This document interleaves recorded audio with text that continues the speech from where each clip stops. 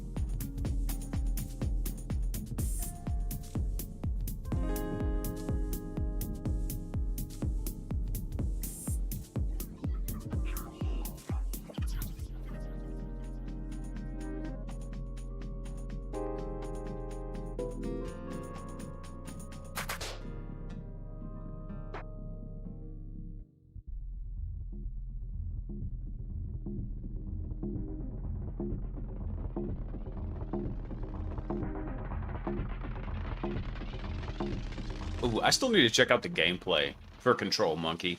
I got onto a kick, I don't know how, but I was watching someone play Cyberpunk 2077, and I didn't know that there was even a DLC for it, and I have wanted to play that game for so long, but the only time I had to play it was when it was a hot buggy mess. And now I have no time, and I really want to play it. It looks so awesome.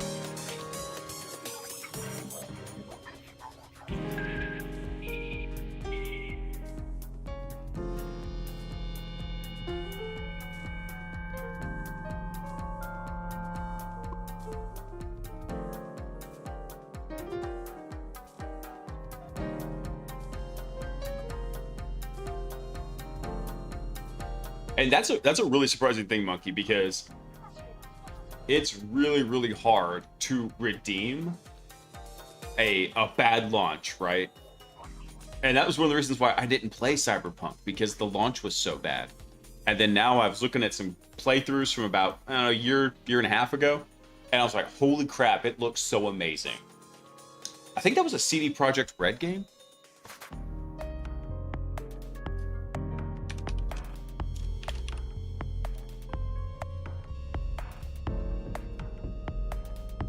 Yeah, that was a CD Projekt Red game. And so I had high hopes at launch.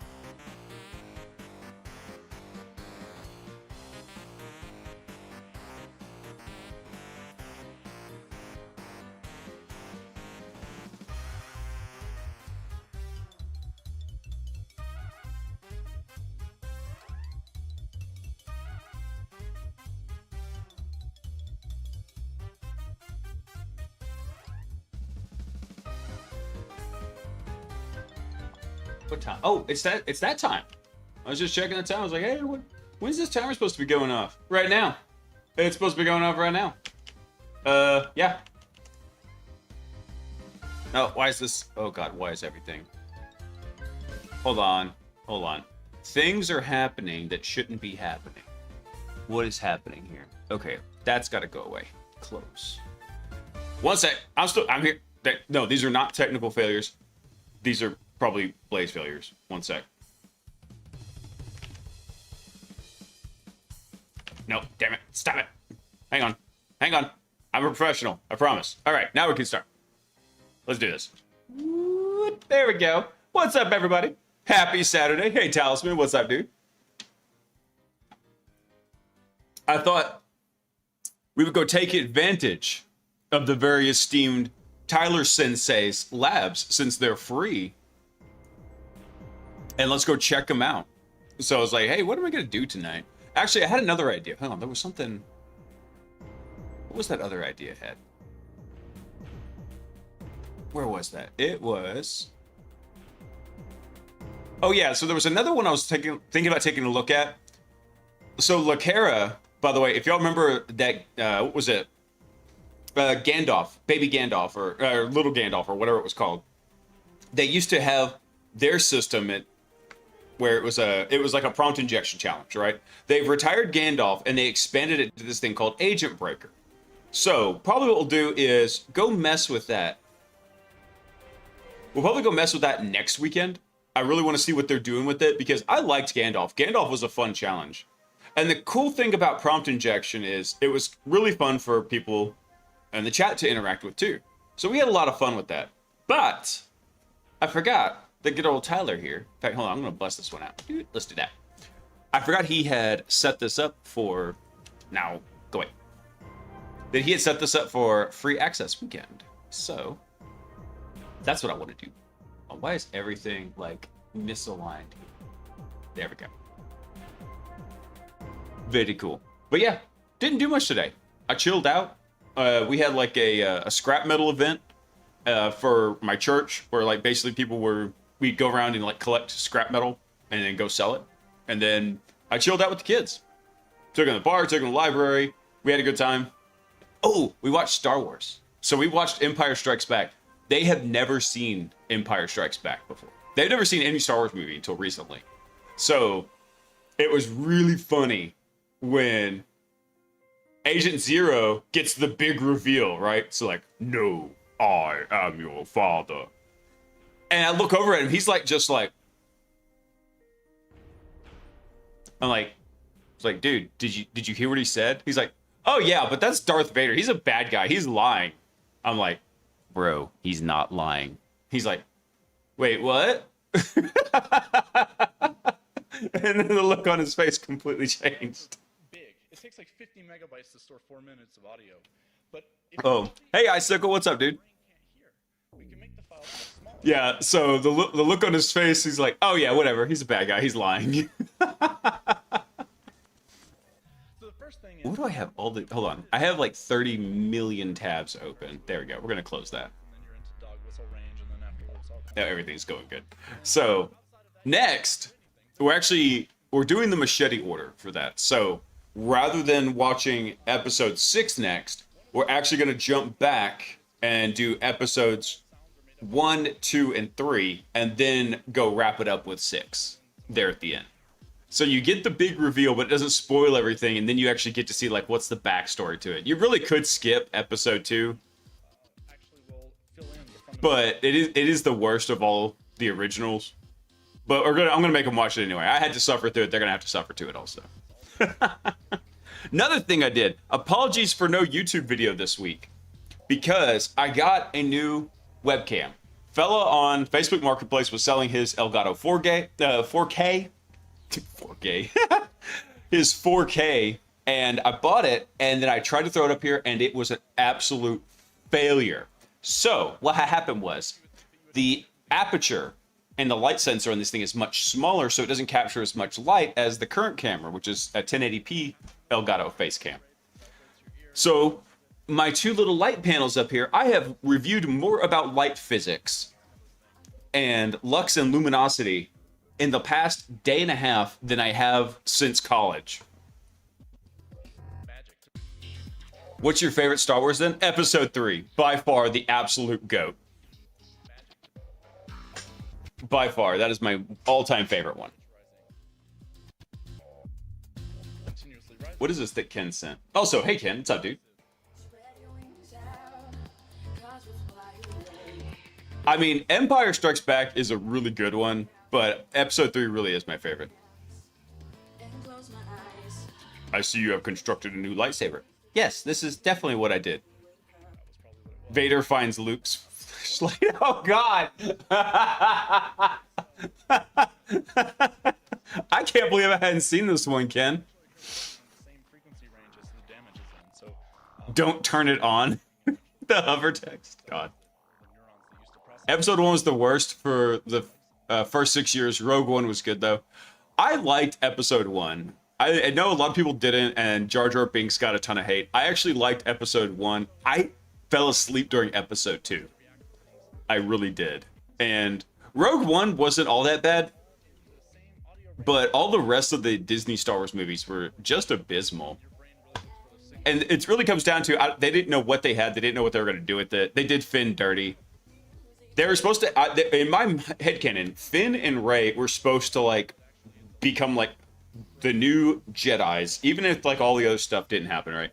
And grow up together and like explore the Force together as a team. And instead, they just completely did Finn dirty. but it has a hole in the middle, so it actually stops. Short burst. You'll actually Ken, that one's terrible. your ear will just completely fill in all of the missing information, even though it's not. Yeah, Red, those are fan fictions as far as I'm concerned. Episode 7, 8, 9. Those were just fan fictions somebody wrote. It's actually pretty crazy.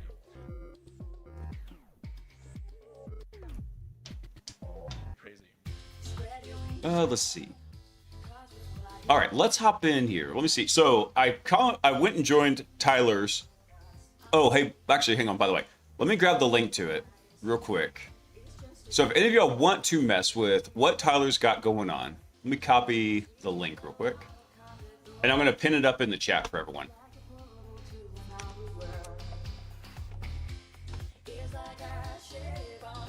Let's see. Pin till I take it away. There we go. Doop. Excellent. There we go. So that's, if you want to come hop in, it's free for the rest of the weekend. Go check it out. It's going to be, looks like it's going to be fun. This one's really weird. So D&D has a Star Wars collab. I can write all the fan fiction I want. Hey, Brumbo. I didn't hear about that D&D collab. I haven't gotten to play D&D in probably over 2 years now because we TPK'd on the BBEG, which is the biggest BBEG, which was scheduling. Oh, they announced it at Gen Con last week? Oh, gotcha. Let's see. All right, let's go through this real quick here. So, I might have to make this a little bigger here. Can I collapse this down, Tyler? Well, at a certain point, you can Okay, that's one feedback I'll have to give Tyler. It's like, I'd like to be able to resize this a little bit better here. Because I need to get rid of this over here. Anyway. Next year's Gen Con is going to be the same as Defcon. Oh, I think one of the years I went to Defcon, I think Gen Con was in town. It was some huge anime convention the last time I went. It was really cool. I saw tons of anime cosplayers walking down the strip. It was actually a really fun time. And they were in the same hotel that Black Hat was happening. And so they were all around whatever that hotel was. It was fun.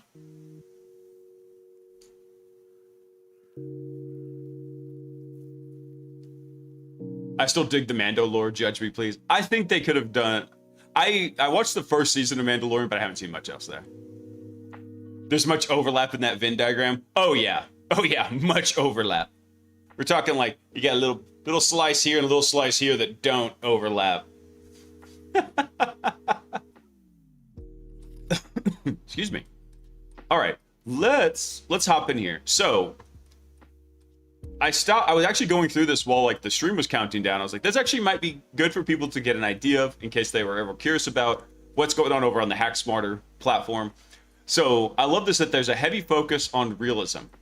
We do assume breach scenarios and real attack chains. We don't do silly CTF puzzles.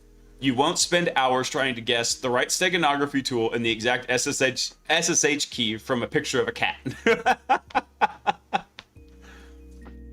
It's streamer friendly, which Tyler's already told me so many times, and rooted deep in community. We're not a massive faceless corporation. HackSmarter started community first, care about mentorship, answering your technical questions, and getting to know people. So, let's see. Does HackSmarter feature guessy CTF puzzles? No. I'll go ahead and just be smart about this. Allowed to, let's see, are content creators allowed to stream brand new labs as they're released? Yes. Boop. Okay. All right, so how do we talk to the labs here? Let's see. So hosted for you. So we handle all the heavy lifting in the cloud. You just, so you never have to worry about trolls, resetting machines, and popping shells. Connect via VPN, and there's a 2-hour timeout. So to keep it from going broke, your machines will automatically spin down and time out after 2 hours of inactivity. Don't worry, you can always spin it right back up. Okay, cool.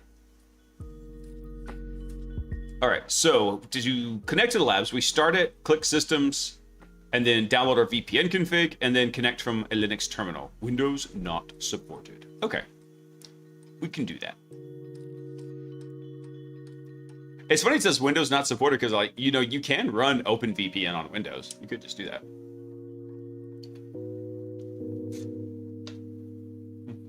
Defcon and anime at the same time sounds awesome. Unless you want to attend both, then that might be a pain. So I went through Tyler's and did the free box the other day, and that was pretty fun. Found a bug in a tool he suggested to use, though. And it turns out the SNMP Ligba SNMP V2 plugin sends the wrong bytes for V2. So the V2 plugin uses V1. Oh, that's weird.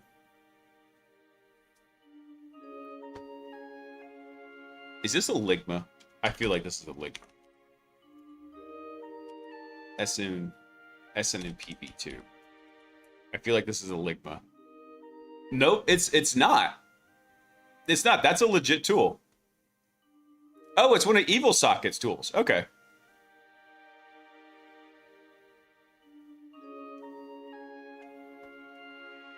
Multi-protocol brute forcer. Oh, interesting.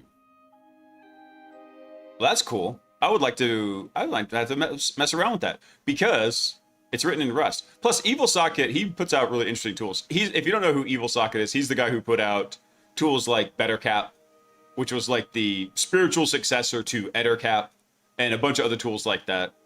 And then he just kept building it up. Actually, hold on. Is BetterCap, when did it last get an update? Let me see.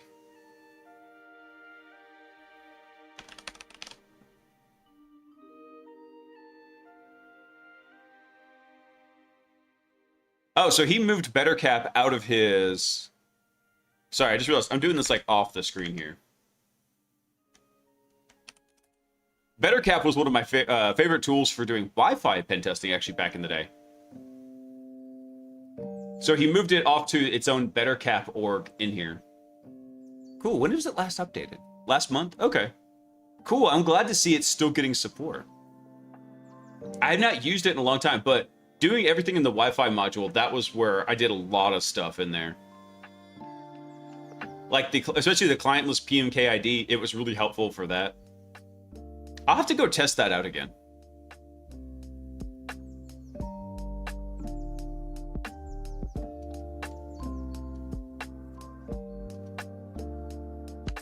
Let me go grab the... No, stop. Fat finger and everything. Legba. Just in case I'm going to need it in here.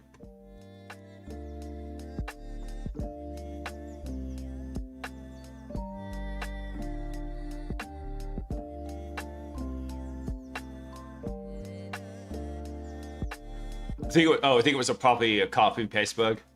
Maybe. It happens to the best of us. All right, hang on one sec, because actually I had Dixie Online doing some restricted boxes over in Hack the Box earlier, so I can't show what he was working on stream because they're okay.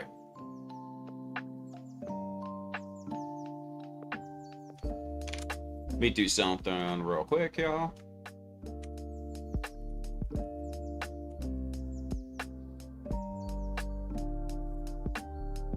All right, hold on. I gotta kill the VPN on there real quick.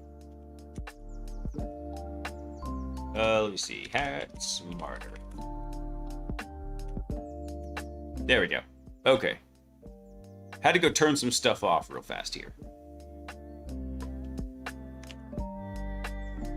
So to do this, launch the lab connected to the VPN. If you can successfully ping, that means you're connected. Yay!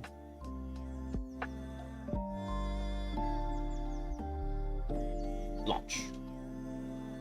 Oh, I thought this was a picture. I didn't realize like this was actually like interactive right here. Okay.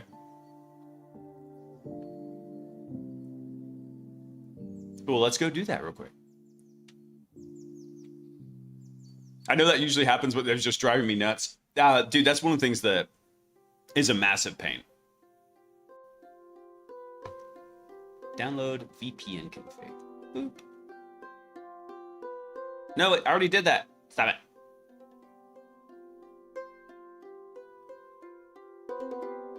Damn it. I hate Windows so much. Windows, nobody likes you. I just want you to know that. You don't have users so much as you have hostages.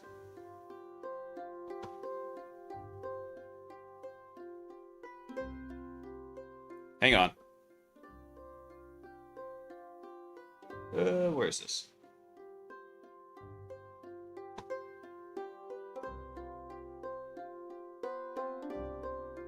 Okay. Sorry, I'm moving stuff around. Make sure y'all can't troll me. There we go. Okay. Can't troll me too bad. All right.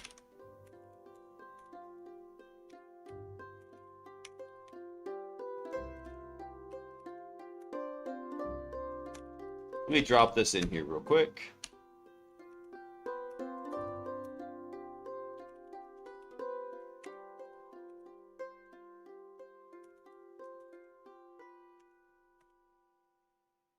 There we go. All right, what am I supposed to do? I'm supposed to go test the, or ping the test box. Okay, 10, 1, 2, 2, 4, 20.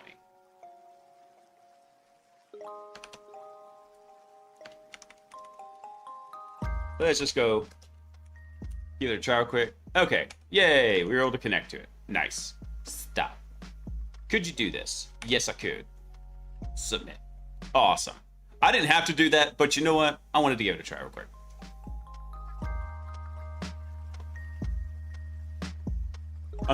Probably happens to me more than others because I'm the world's buggiest coder. Oh, dude.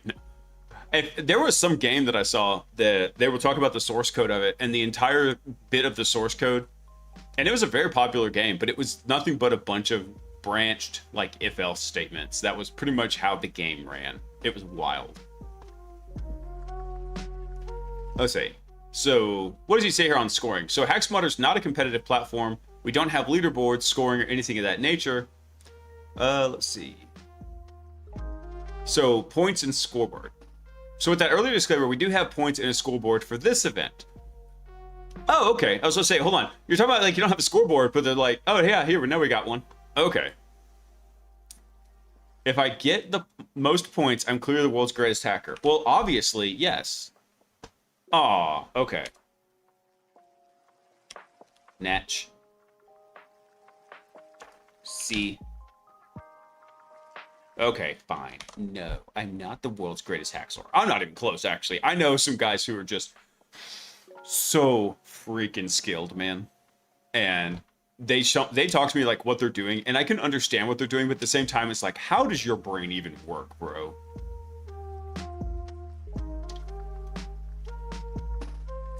That's something I would do. I had to see what happens when I get an answer wrong. I'm curious. And by the way, if you weren't curious about what happens when you get an answer wrong, curious enough to go through and fire a wrong answer and just YOLO it and see what happens, pen testing's probably not for you. I'm just gonna be real. All right, what's the first lab here? Shadow gates. So it says we need to wait about 5 minutes here. So hang on, we'll give it like 5 minutes to boot up and we'll read over it while it's doing it. Let's see. So Shadowgate recently completed a corporate acquisition that significantly expanded its internal network, user base, and application footprint. Several business-critical systems were migrated and consolidated under tight operational deadlines to minimize downtime and maintain service continuity. While functional validation was completed, the organization deferred a comprehensive security assessment due to delivery pressure and staffing constraints. Leadership has since requested an independent penetration test to validate the security posture of the newly created environment and identify any material risk before the next audit cycle. So the assessment will evaluate whether a motivated attacker would, with standard network access, could compromise sensitive systems, escalate privileges, or move laterally within the enterprise environment. The Hack Smarter team has been authorized to perform a black box internal penetration test against the Shadowgate environment. All right. Initial access. The client has provided you with VPN access to their network, but no credentials.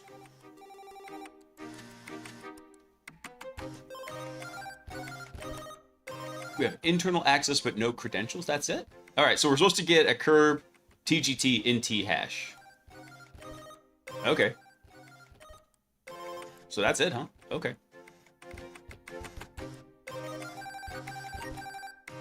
We'll just overwrite that. Save. Yes.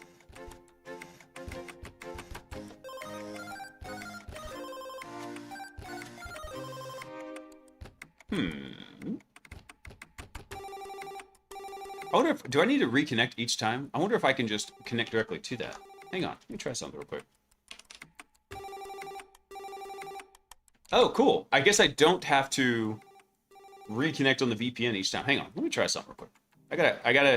I gotta check something. So I've downloaded it again.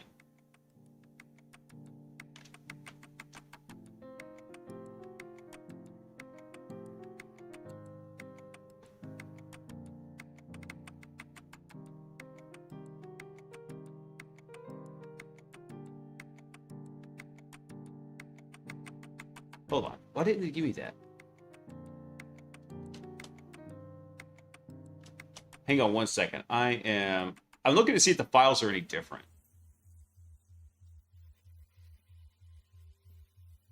Oh, it does it that way. 7-zip, you failed me.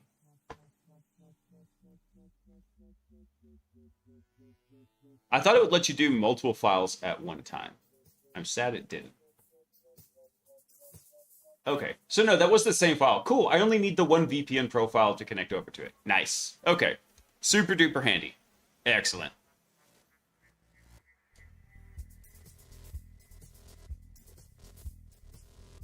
My brain works like a single tube. Well, a Wile E. Coyote tube, or with a Wile E. Coyote tube mural.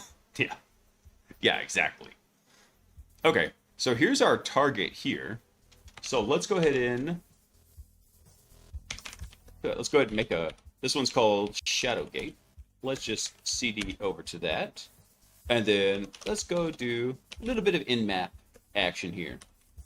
We'll just check like the first 1,000 ports on here. We'll see what's up with this. So we'll try that, and then we'll do, what else? Give it some T4 action. And we'll just let that run real quick. Oh wait, has it been 5 minutes yet? It hasn't. Hold on.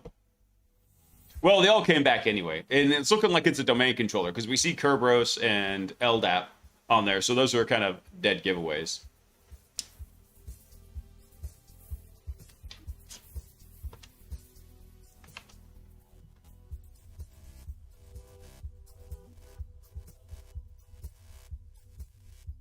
So are we just supposed to go after like this one system? I guess that's what we're doing. Client provided with VPN access and to their internal network, but no credentials. Okay.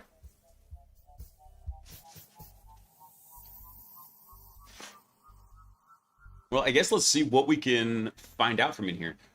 That's one thing I'm curious about is like, what's the scope on this one? Hang on, I'm going to check something real quick. Ew, a fishing engagement, gross.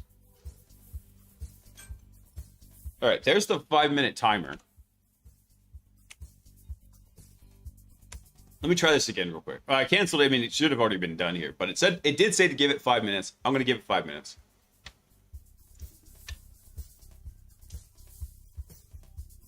All right, so let's go through and let's do a little bit of targeted scanning. Let's see, we got 43, 80, 88, 135, 139. Now, it's interesting that the 80 is running on here, so we're going to check that out. 80 is not usually something you see on a domain controller. Let's see, 464, 593, and LDAT-S. Let's see. We'll run a service version scan on those ones too. We'll see what they come back with.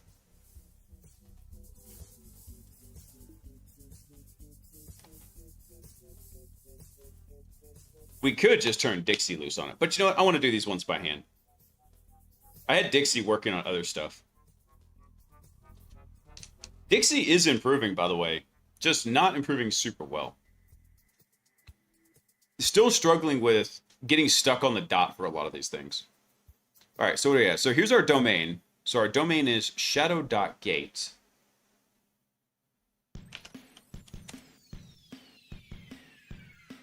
So let me do this real quick. I'm going to keep my notes over here so I can alt tab on them. Let's take some notes right here. So the first thing we've got is, let's just kind of keep this initial in-map scan right here. So grab all this. And we'll throw that right here. Okay, so we're dealing with a couple of ideas in here. So, site default first site name. Interesting. All right, so here's one thing we're dealing with right here. But let's go take a look at this port right here. So we do have IIS running on 80. So let's go try that real quick. Let's just go see what we've got running on there. Maybe nothing. Maybe something. Okay, so we got a default web page in here. So let's go. First thing let's do is let's make a list of what we want to do. So let's see. List of stuff to do. Let's look at that. So over on 80, right? I can't type. List of stuff to do. So let's Derby or 80. Let's do that.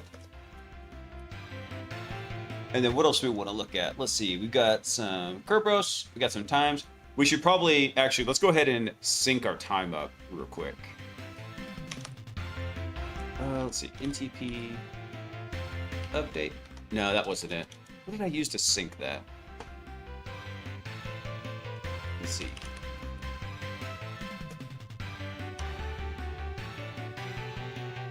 I gotta remember what that command was. I can't believe I forget. Usually it's like NTP update, but it's always different.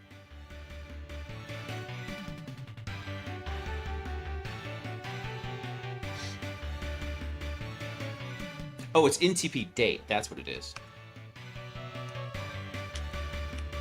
Let's see. NTP date, TACU, and then what was our IP address? 10.1.81.67. Oh, I don't have that one? Well, rip.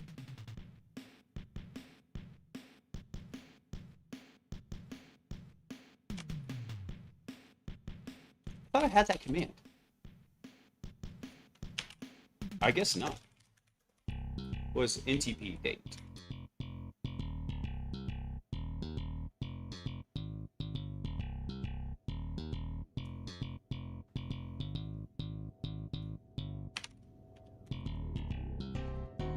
I do have time date control in here. Hang on.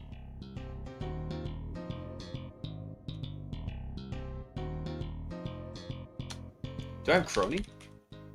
No, I don't have Crony.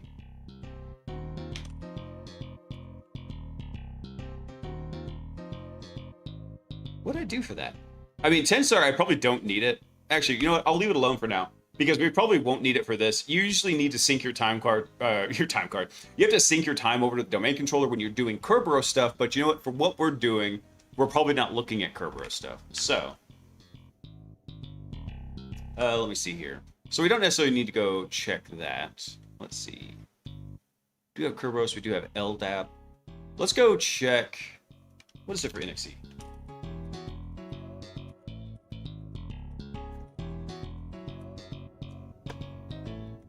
Let's put that in the list. So we want to check LDAP for, yeah. Let's see.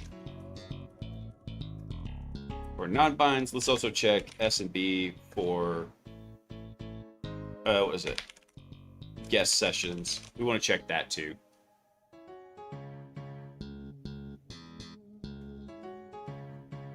What else we want to check in here? We'll start with those. So we do have, let's see, SSL, HTTP. Let's start with this one. So let's go ahead and kick this one off first. I'll tell you what, let's pop into T-Mox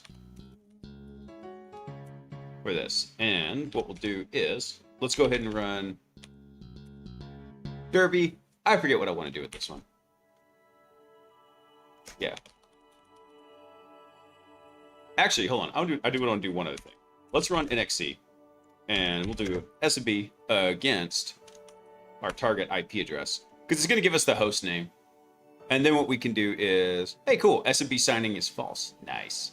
And we're running server 2022. Awesome. So this is DC01. So let's go do a little bit of setup in here. So what we'll do is we'll vim etc hosts. This is shadow.gate. Okay. Let's see.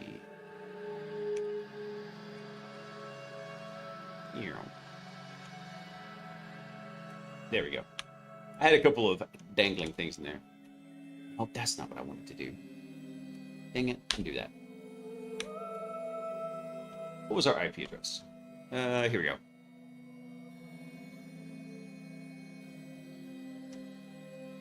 What is going on with YouTube, dude?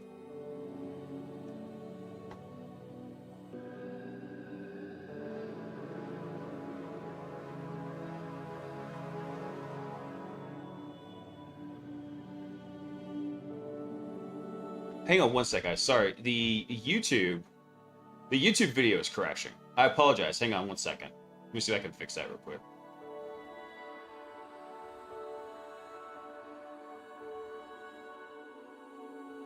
Yeah, I don't know why it's getting all crazy on it. All right. There we go. Hey, Potion. Dude, yeah, I know you got to be tired, man, but thanks for stopping in, brother.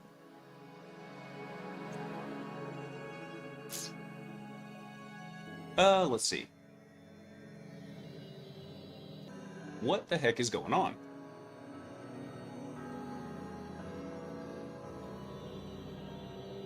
Okay, hopefully now YouTube is stable. That was so weird. Okay, apologies, everyone. All right, let's start. Hold on, we were updating something in here. Let me grab the IP address. So what we're going to do is we're going to do a few little updates here. So let's go ahead and drop that in. This will be for shadow.gate, which is the domain, but we also want it to be for dc01.shadow.gate. There we go. Now we can access those by host name and actually see like what's going on with them. Let's see. So let's go first thing. Actually, since I'm here, let's go ahead and do LDAP real quick. So what we'll do is dc01 shadow gate. I think it's anonymous. I think that will do. Nope, that's not it. All right, fine. We'll do it the usual way. I think it. All right, hold on. That should be a lowercase u.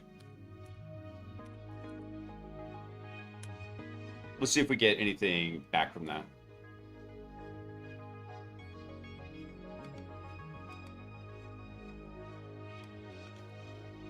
Have to complete the. Okay, hold on. Let me see.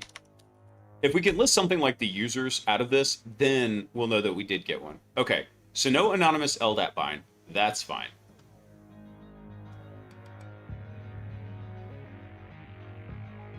Okay, Yep, that's no problem. So, I want to check it. Hold on. I swear. Did I just misspell this?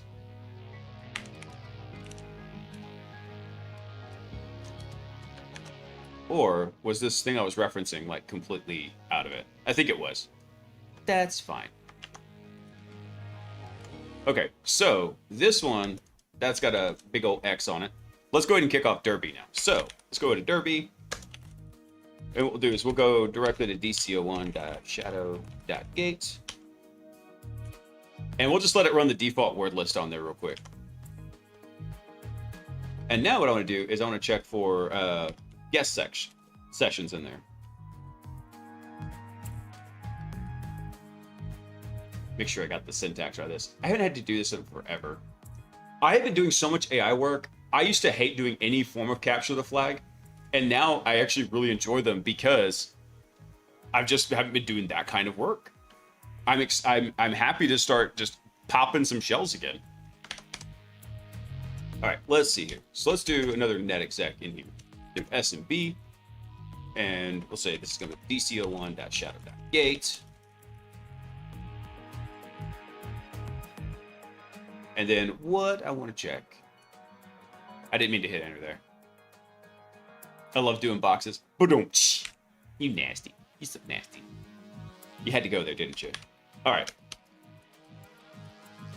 Let's check if there's anything we can connect to on there. Anything? Actually, possibly. Let's see if we have guest access. Is there guest access onto SMB? Account disabled? Okay. Well, let's just see if we can list the shares then. Okay, so it kind of recognized it, but it didn't like it. So we're not doing that. I didn't mean it that way. Of course not, Brombo. Yes, I totally believe that you didn't mean it that way. Let's see. What do we have? Oh, we got certain role. Okay. Okay. Let's see what else we've got in here. So we have our DNS also. Actually, so that's one other thing to go try in here. So this one didn't work out, but let's see if we can do zone transfer on DNS. We can try and do a zone transfer. Let's do that.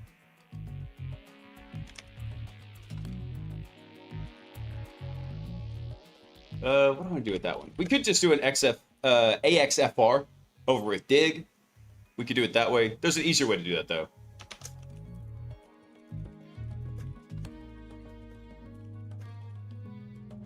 Let me see here real quick. I can't remember. I'm trying to remember what the name of the tool was that I liked. Yeah, that is it. DNS recon. Let's go run that one real quick. Let's go see what comes back of that. So do some DNS recon. Our domain will be shadow.gate. And then the type will be AXFR. We could do that with dig also.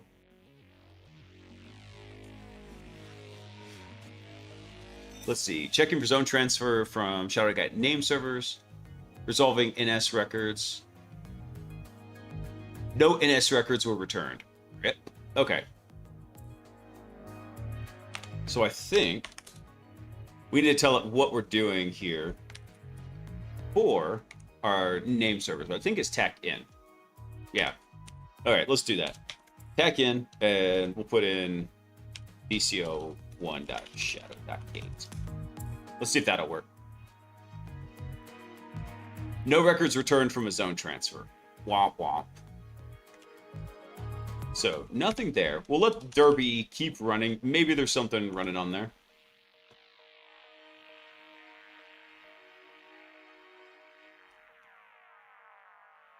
Let me check something real quick. Stand by. Let me see.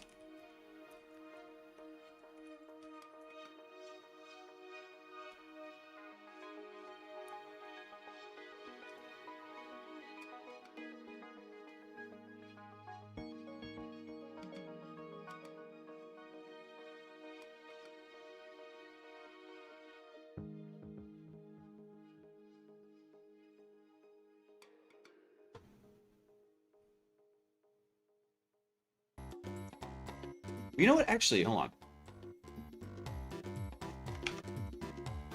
We kind of got some information back from there. We couldn't list shares. Zone transfer didn't work.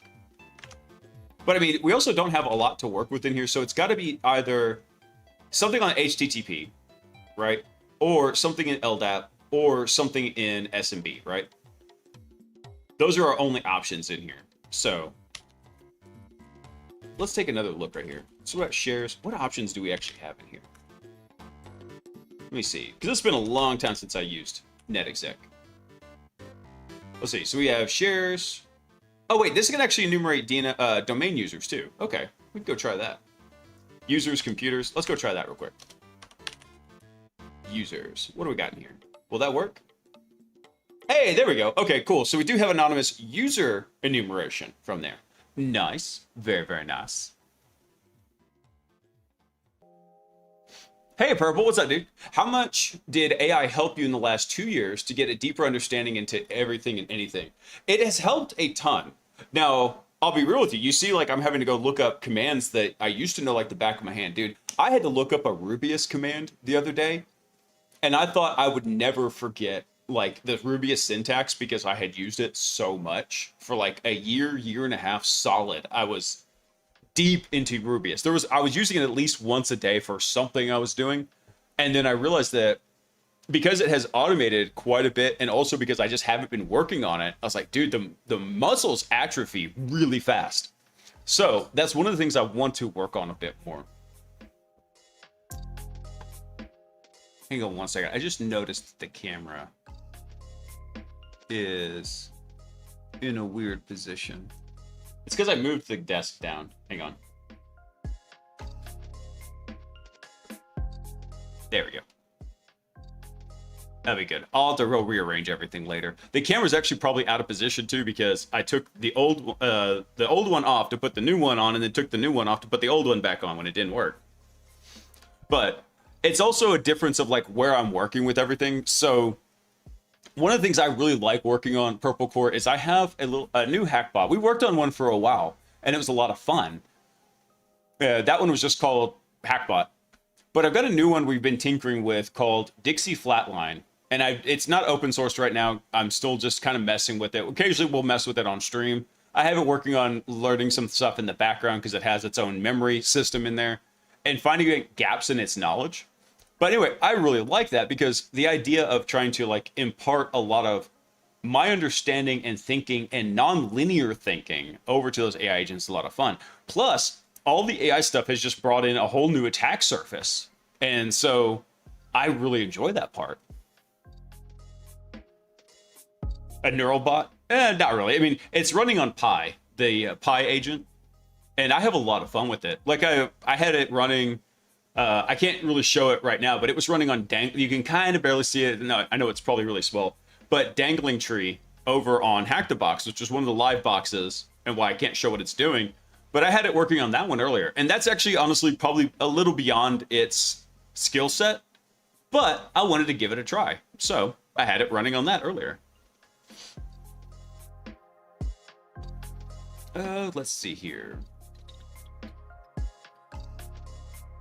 So without much else to go on from this, sorry, hold on. I'm getting distracted. Shiny thing stuff. So Purple, to answer your question, I've used it to understand a lot. I have also used it to build a lot of one-off systems that I just want to work and for personal consumption, which is actually kind of where I see all those things going in the future. Is I think a lot of systems are going to be built that are going to be highly custom tailored to like what the user's doing. In fact, hang on. I'll show you a preview of like what I had it working on earlier today. Let me see if I can find it real quick.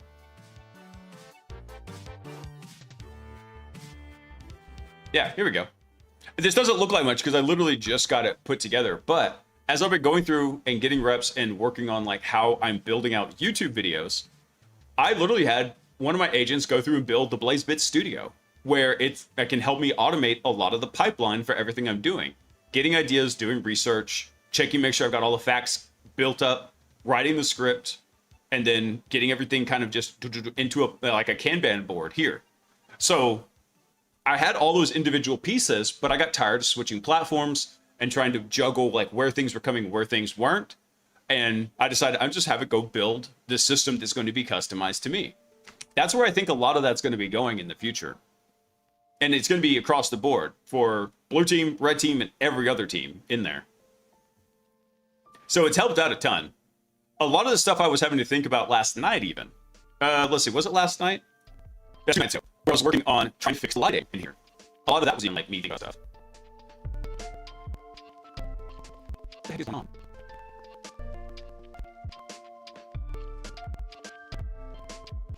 Hang on 1 second. Like, I don't know what is happening to the stream computer. Let me check it real quick here. Hopefully, yeah, I don't know what's happening to the stream computer. Yes, is absolutely chugging long.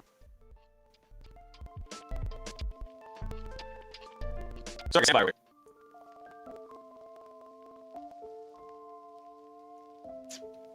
Yeah, 1 sec. Hold on, I think it just resolved.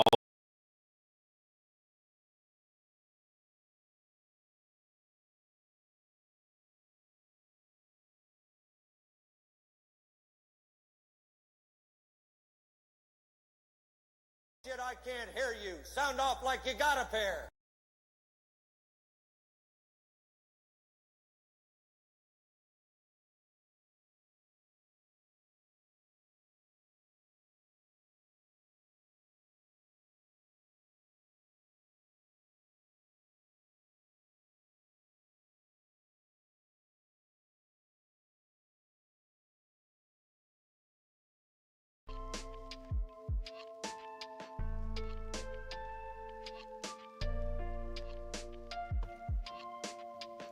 No, the stream is definitely jacked right now. Apologize, guys.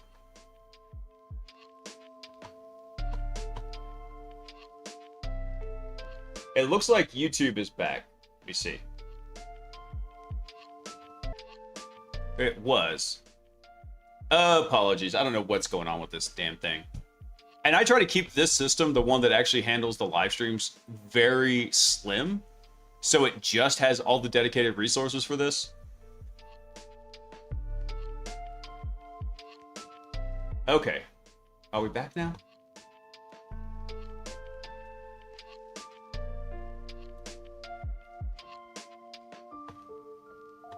Think it might be okay? All right, let me see here. I'm back, baby.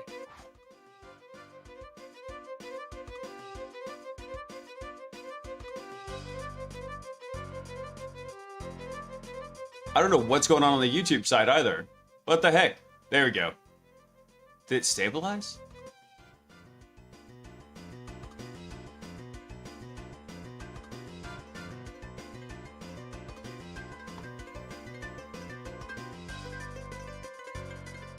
Hang on 1 sec. Let me check something real quick.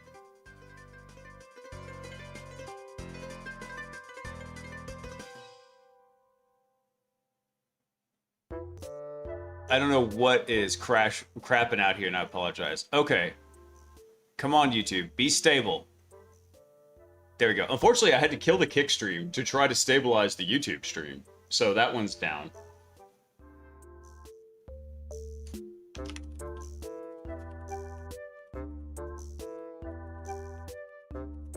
Okay. I think it's back up and stable now. All right. What the heck, man? We're still back. Okay, good. What the crap? I don't know. I blame Windows. I probably will. I'm trying not to F-bomb here. I'm at my wit's end with a lot of Windows stuff. And so I think there's only 2 options I've got here. I can either migrate the multi-stream. So what happens is OBS on the streaming computer, it has multiple encoders running. I think what I'm probably going to have to do is probably just spin up an RTMP redirect up in the cloud and then send one stream and re-encode it up there. I was like, I don't know what else to do. I don't get why it's having such a chug-a-lug. It's time to leave Windows. I know, man. I'm about to, dude. It's pissed me off so bad.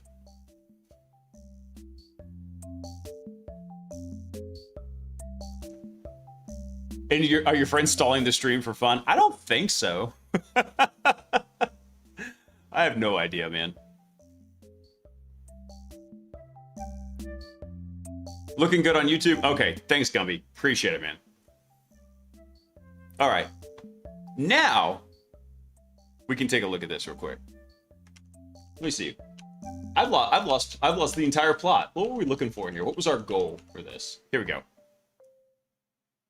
What's the KRB TGT NT hash? Okay, so that means we've got to get domain admin because the Curb TGT is a very restricted account in here. So what we'll need to do is find some way to get onto this system. I don't think Derby probably found anything.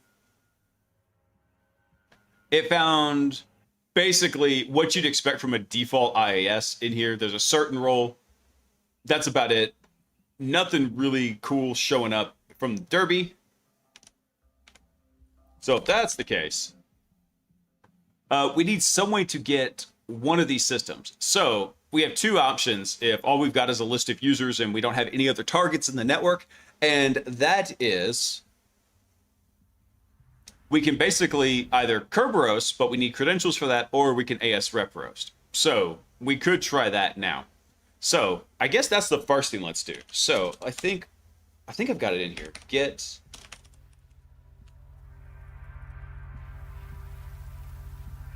impacket. Let me see. I can't type. It doesn't help that I keep changing the level of my desk and it messes up my muscle memory. Get NP. Like that? Oh, it'd help if I spelled impacket correctly. Get NP users. There we go. All right, so I gotta remember what I need to give this sucker. So we need... let's go ahead and give it the... We'll go ahead and give it the DC host name in here. So DC host is going to be DC01. My God, can't type. What is happening? Shadow.gate. Let's go ahead and try that. And then... Oh, you know what we need? I'm an idiot. We didn't copy down this list. Let's go get all of this information here. Let's go put that over in our notes. Copy. Let's go drop that right here. So, Derby, that one crapped out. SMB guest session did up, but we did have, let's see, SMB, a non-session. That one worked. Ta-da, happy face. All right. So from here, let's go grab a list of our users that we're going to target in here. So, let's see, we can grab Athena. We can grab Mr. Brown Lee. Grab B Brown. Now we don't know which one of these are configured with what is it?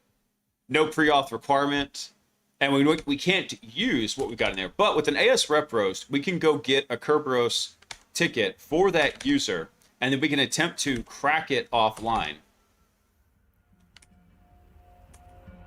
And then Amos. There we go. So what we'll do is we're going to copy this. We're going to go put that into a users list. Do that. Let's see. Users.txt. Let's go drop that in. There we go. All right. Hey, Ty, what's up, dude? F Windows, I'll say it for you. Dude, it sucks really bad whenever, like, any kind of update. Because, so for example, I have streamed on Twitch, Kick, and YouTube with no problems forever. And then all of a sudden, some random Windows update comes in and borks everything. And that's just the story of Windows right there. It's so damn annoying.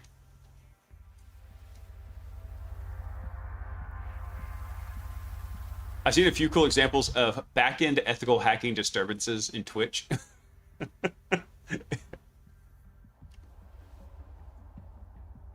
Would you be interested in doing some Hollywood-style work for movie or TV series production?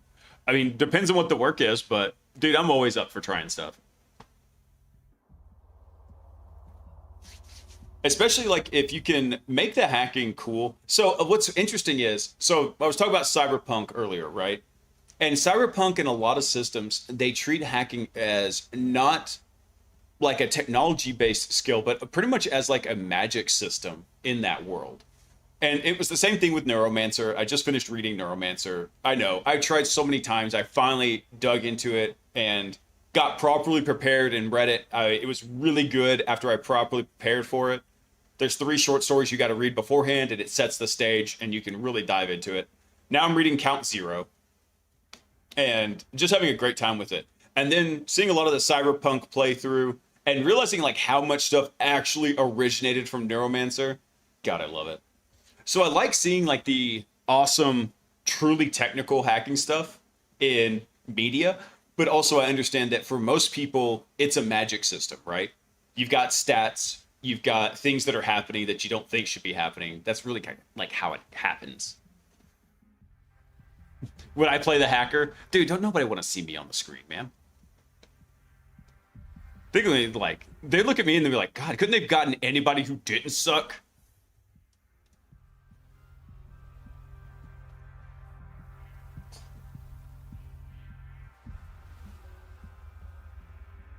Let's see, not necessarily about hacking, but mostly society will partially move to doing TV series, movies, animations, everything will be automated.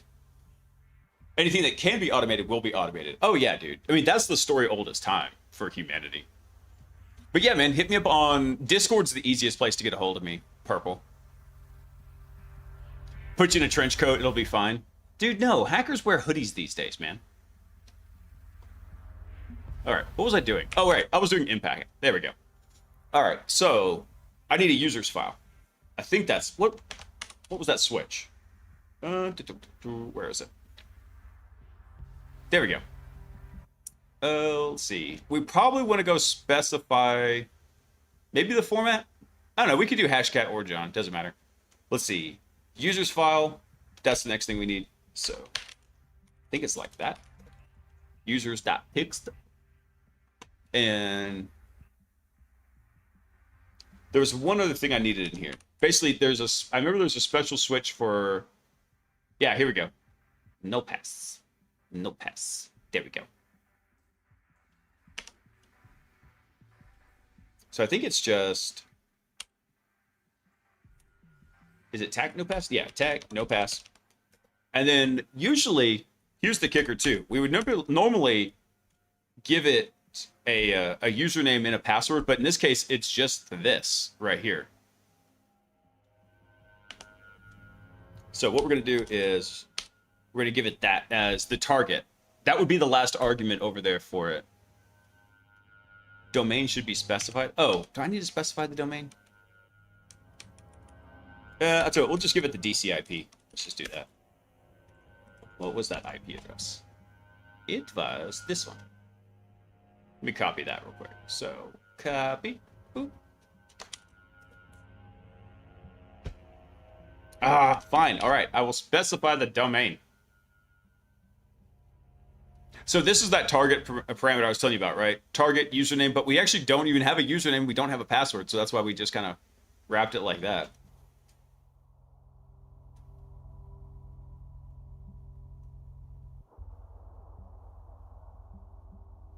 So globally, we'll have more AAA movie studios than countries in the world. I wouldn't be surprised about that. The kicker is always going to be, are they going to put out good stuff whenever they do that? I mean, that's always been the challenge. Because there's companies that have very little... There's companies that have very little resources and they put out absolute bangers. And there's companies that have massive resources and they put out flops. So in some ways, it's going to be a big equalizer like that.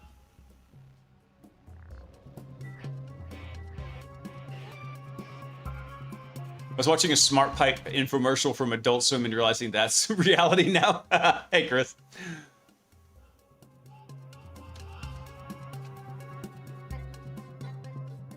Let's see. What am I missing here? It says it needs the domain, but the domain should be registered in there.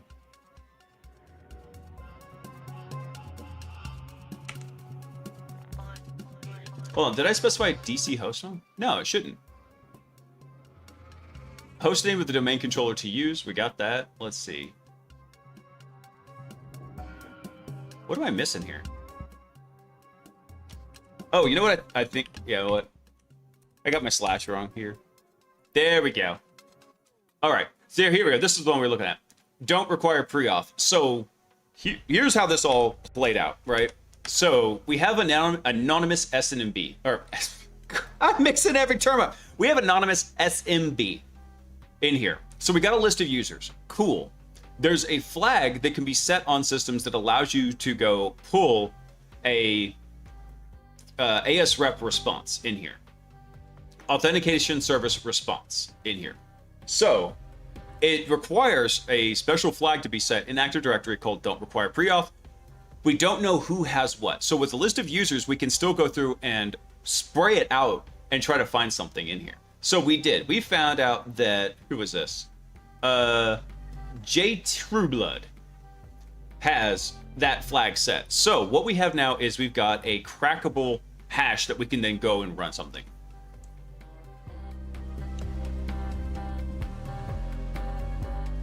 Killdozer, movie about a bulldozer that got taken over by an alien meteorite. That's kind of like, what was that movie? That was a Blank Man? I think that might have been the movie. There was one like that. No, Wayne's movie. That was a funny one.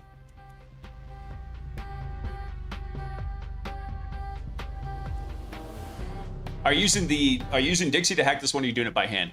Yeah, we're doing a little hand jacking today. You know, no reason to have Dixie jack it. We can jack it.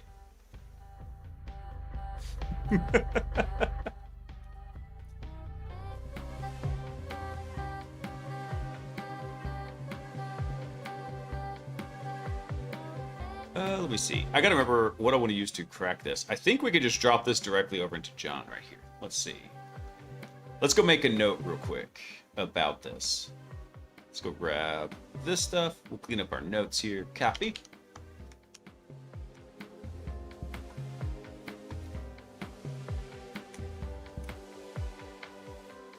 I'm going to take out some of these because I don't really care about them. Boop, boop. There we go. If you really want to, you could put like a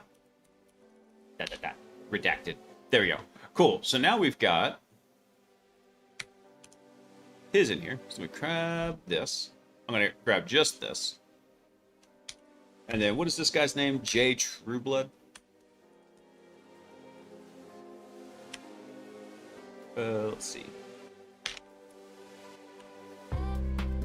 There we go. Let's save that. And then, damn, I got to remember how to crack that. Let's see. I gotta remember what the command is, right? ASREP roast hashcrack. Let me find it real fast. For some reason, Jackie made me think of Johnny Mnemonic. Johnny Mnemonic wasn't a bad movie. I enjoyed it for what it was at the time. But also, there it is. There's what we want for John. Nice, nice. Hang on, let me grab this real quick. There we go. I gotta make sure that word list is correct there too. Good, I did have a rock key. Alright, cool. Run it. So, I liked Johnny Mnemonic. The short story was actually even better because Johnny wasn't all that special like he was in the movie. And they basically kind of merged a lot of elements of Neuromancer and Johnny Mnemonic together, but Johnny Mnemonic was actually just a short story written by Gibson in the beginning. And so that's one of those 3 short stories I mentioned. If you want to go read Neuromancer, you read one of those first. So the first one, oh, cool, it cracked it. Nice. Excellent.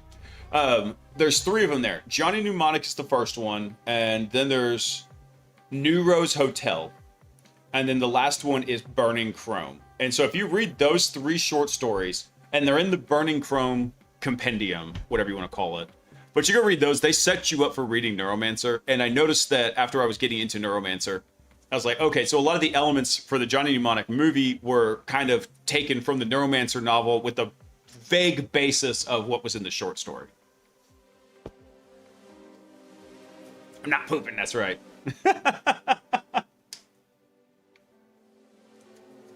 Oh yeah, not sponsored by Jocko yet. One day, Jocko. One day. Did you see the news about the Black Hat presentations about the OpenAI breach? Oh yeah. So Chris, there's actually a video breakdown just after that happened, and actually I'm planning out this coming week's video, and it's going to be an expansion on that because a whole lot of new details came out. But really, it's not about what's happening there. I got to show you all this because this is absolutely stupid. Hang on. Where's the... Here we go. There's a new benchmark for AIs out now. Ugh.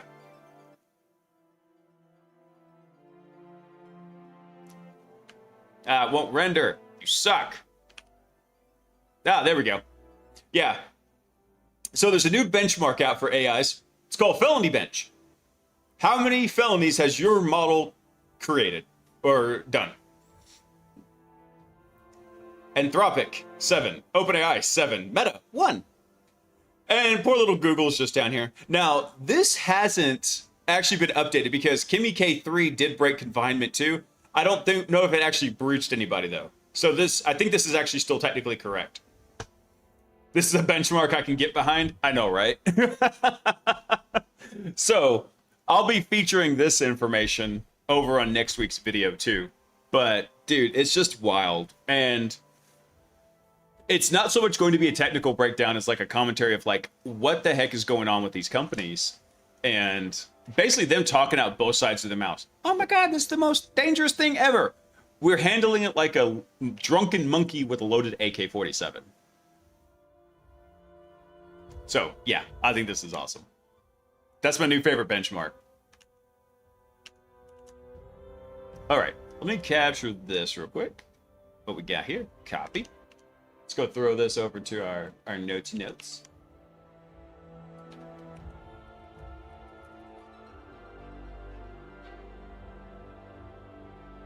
All right, so now that we've got Blood Brothers in here, let's copy that.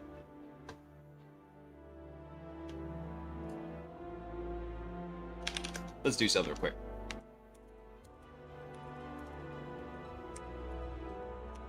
Pass. Let me drop that in here. Boop. We'll save that real quick.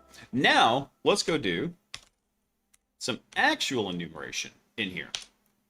Let me see. But I want to do this with, I don't want to do this with S&P. I want to do this with LDAP. Actually, no, I do want to do S&P because I'm curious if there's any shares in here. So our password, drop that in there.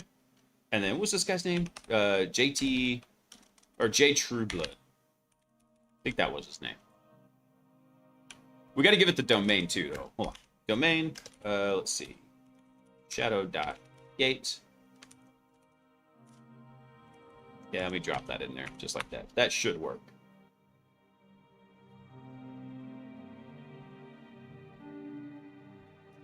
Okay, nothing extra useful there, but that's because I ran the wrong one. I meant to say shares.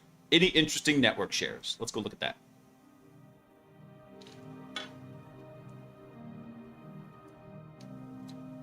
Let's see. Nothing too egregious in here. We see the usual admin share, $, net login, sysvol. So nothing too crazy in there. We could go look in sysvol. I mean, we could go check and see if there's anything super useful in there. But honestly, at this point, I'm probably going to go just do a Bloodhound collection on this.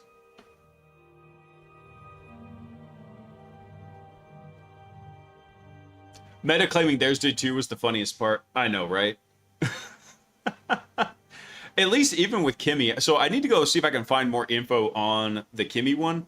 Because for K3, apparently what it did is it just got out to the internet. But it did not go compromise anything. So the question is, was it not good enough? Was it not capable enough? Which is probably not the answer. But did they just maybe catch it in time? Like, were they actually watching it?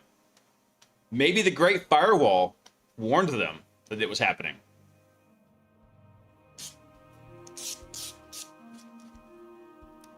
Who's going to be taking responsibility for the agent hacks? No human, no problem. Not true. And something I have been a proponent from the beginning, whenever everybody's like, well, it wasn't my fault, the agent did it. I was like, you're familiar with like what a legal proxy is, right?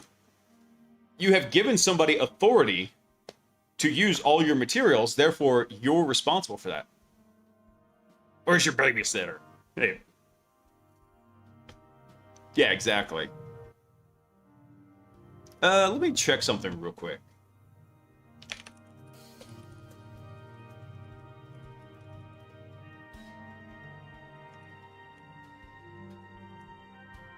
Because I do want to go check some. I mean, just for completeness sake, I want to go check Sysvol and see if there's any stored credentials in there.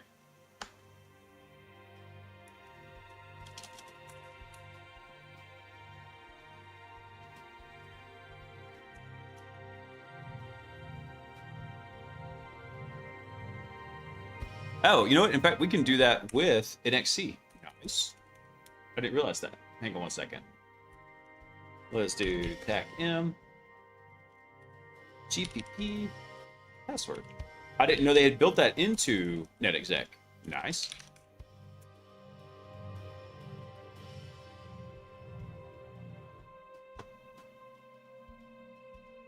So what it's looking for here is it's going to go looking through the group policy XML files to see if there's anything configured in there. Nothing in there, so that's fine.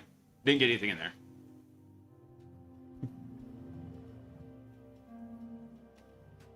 Came out that the agents were leaving notes to each other on how to do exploitation. Oh, I know, that was kind of crazy too. And so, and plus we just talked about on Wednesday night's news stream, the guys over at Dreadnought had released a really interesting study and a new eval benchmark, basically saying not if an agent was going to stay in scope, but it was a benchmark for a scope judge. Basically, what you do is you have a language model built into the eval hooks that is watching what's happening and determining if the system stays in scope or out of scope.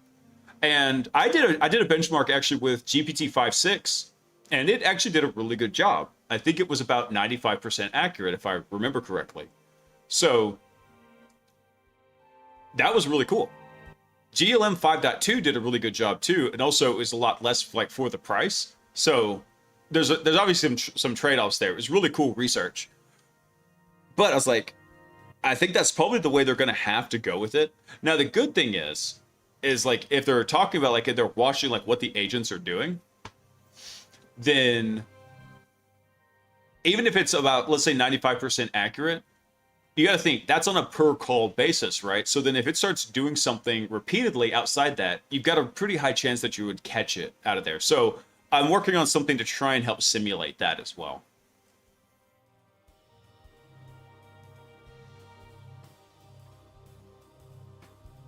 If the world received decent AI in a commercial stance in 2023, then the military of the world has had it since 2010.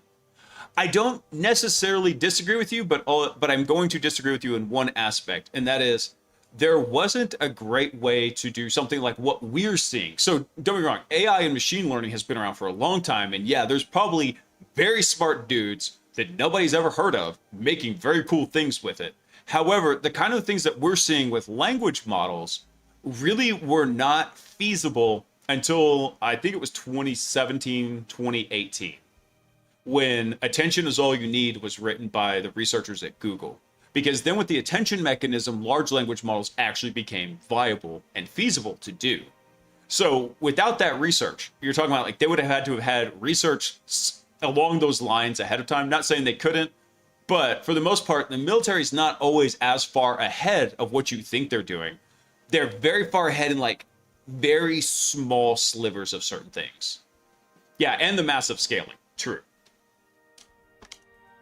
All right, let me check something real quick.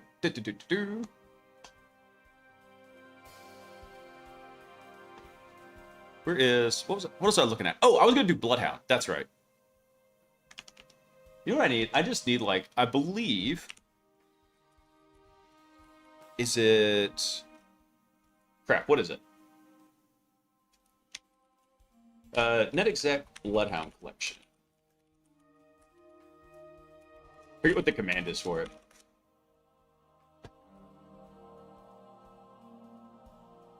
In my experience, the military is usually behind on most things. So Ken, yes, in a lot of systems they are, right? Because they've got this like fine line that they're gonna walk, right? And feel free to correct me if I'm wrong, because I never served, but this is just my armchair generaling, right, in the background, where there's a lot of systems where like those things are very old because they're tried and true, or at least nobody wants to change them. And there's other systems where they are just absolutely insano advanced in one like key thing that's going to give them like a tactical advantage.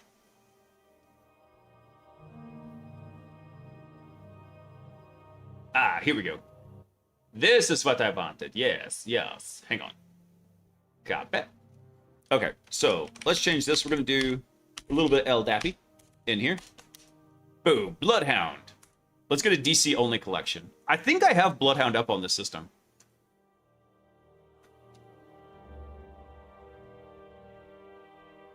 Oh, I forgot how I did this.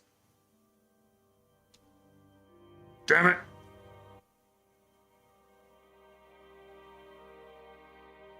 I forgot there was a problem with this. Son of a biscuit.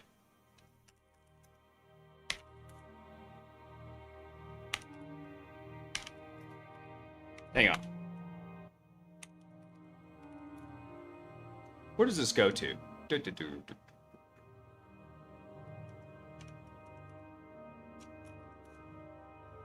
I gotta remember how to handle this one.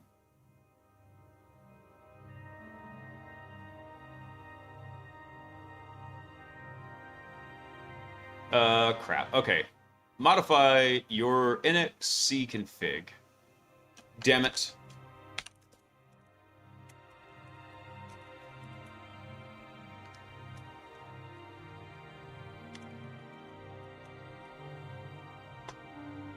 I remember how to do this. Let's see. Modify your NXC config. Please run the following commands to fix this. The Bloodhound package. Oh, hold on. So maybe I just need to take off the Bloodhound CE? Hold on. Let me do this.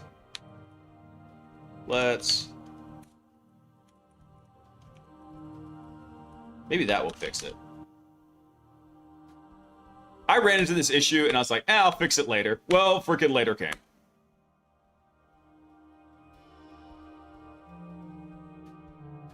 Could not find the domain controller. What?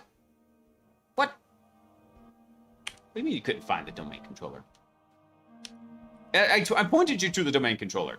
It's DCO1.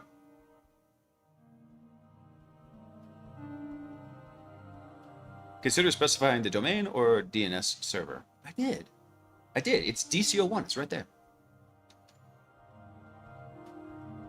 Hold on. Sorry, I'm missing what was happening in the chat. Also, hey, Clearbox. What's up, dude?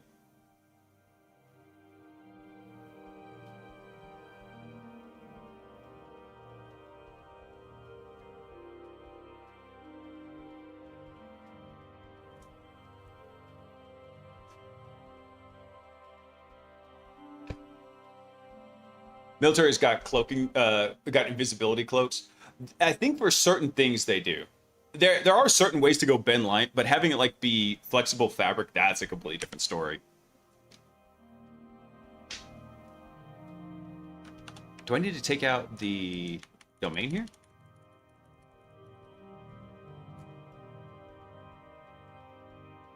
Nope, didn't like that.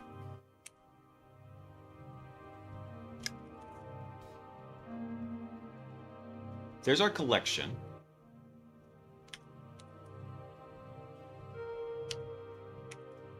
Do I just...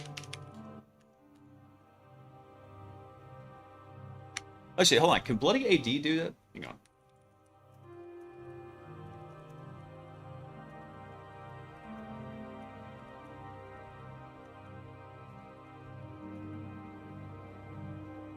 Let me check something real quick. 95% visibility reduction? Damn. I mean, usually the main thing they're actually worried about with those visibility reductions is not so much visible, but things like thermal or infrared.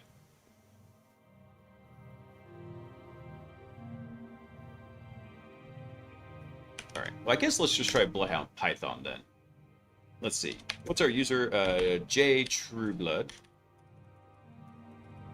And our password was... What was our password? I think it was Blood Brothers. I think that was it. Let me double check. Yeah, Blood Brothers. There we go. And then, let's see. Domain, shadow.gate. Name server, dco1.shadow.gate. And then collection method, I think it's DC only, like that. Oh, I didn't like that.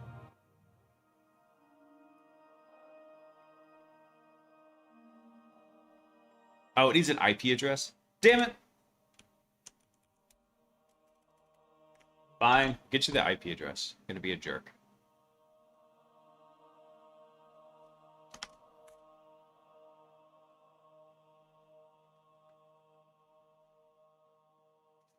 Alright, there we go. Now we've got some stuff in here. Now, cool. Got that. Let me check something else here. Actually, we'll go back to number 1 here. I think... I don't have Bloodhound installed in here?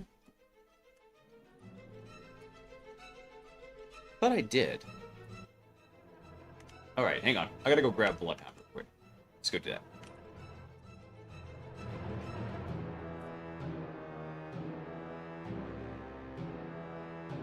I thought I already had it set up on this box. Let's see. Download the Bloodhound CLI.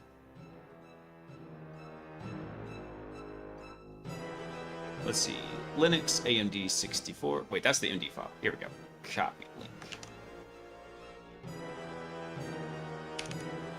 I thought I had this already downloaded. Oh, you know what? Maybe it's in, do I have it in Tools? No, I don't have it in Tools either. Okay, you know what? We'll do that, though. CD over there. Let's pull that down. And then let's extract that. Let's see, that's a tar GZ. Yeah. There we go. Bloodhound CLI. There we go. And then, what was our command here? We got that. Install. Alright, we'll give this just a second to go download Bloody Hounds real quick.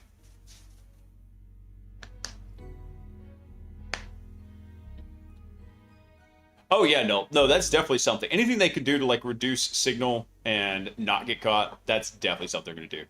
Apologies for the interlude here while we've got to install Bloodhound. I thought I already had it set up on this test box.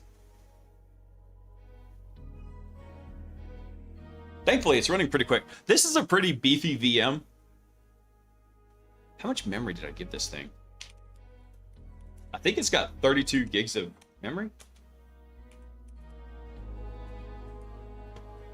Oh, no, I think I gave it 16. Wait, total's 8 gigs? No. Oh, that's a swap. Hang on. No, yeah. This one's got 15 gigs of memory on it. And so, I thought I gave this one more. I thought this VM had 32 gigs of memory. Alright. Let's go grab this. Copy. Copy section. Here we go. Let's go log in there. Ugh, it's so bright.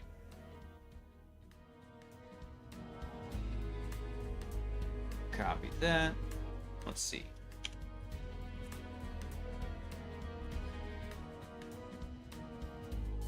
Why is it all zoomed in?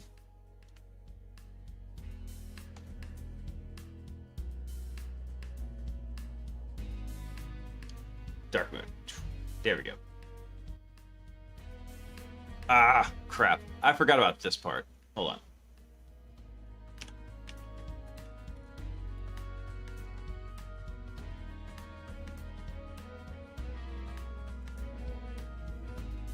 We gotta fix this too. Damn it. Hold on. We can actually do... We can do the file ingest. We can let this one run for just a second here. See if I can find this real quick. Let's see. Where's Hack Smarter in here? Hack Smarter, Shadowgate. Open, upload. There we go. We'll let it process those for just a second.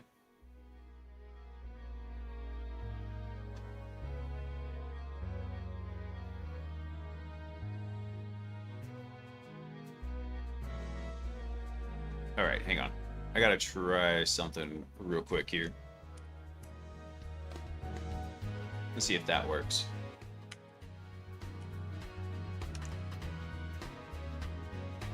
All right, that didn't work.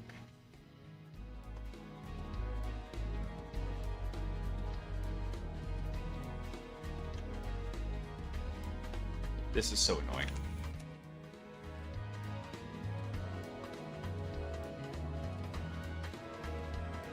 Where's WebGL? Yeah, WebGL is disabled for some reason. All right, close you. That was not helpful. Let me do a little package update here. We might be missing something in here.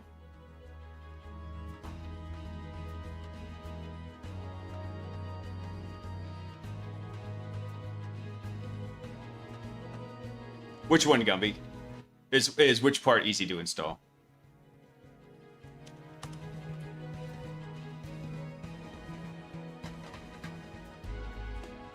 Let's see. Okay, that didn't work. I think the problem is actually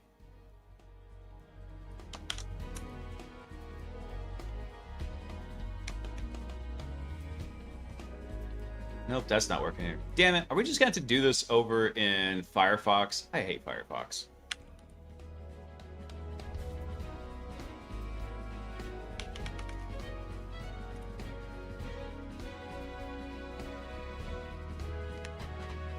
Hold on, I gotta grab all the credentials I did again. Let's see, what is this? This is running on 8080.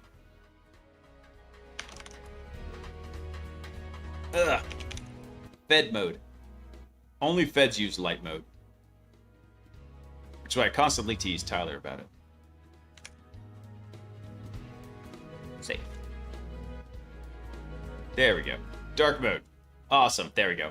I don't know why Chrome just throws an absolute fit about this. All right. Let's go take a look at like where we're at with here. So let's go search for Mr. Trueblood. And then let's see.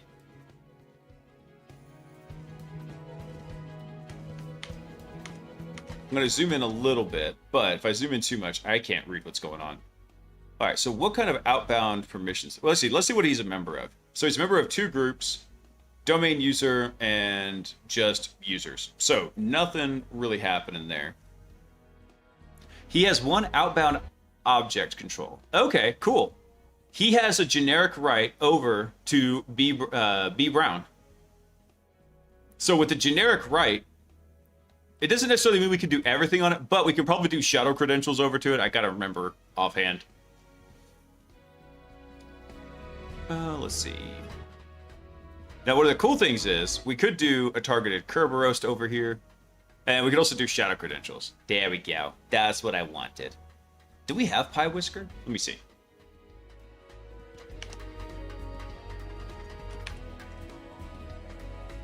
We don't. App search Pie Whisker. Guess it would help if I spelled search correctly. There we go. Did I get that? Did I spell that right? Yeah, that should be good. If not, we'll just go find a copy of it. Nope. All right, I'm gonna go grab a copy of... Actually, hold on. I think Bloody AD can do that.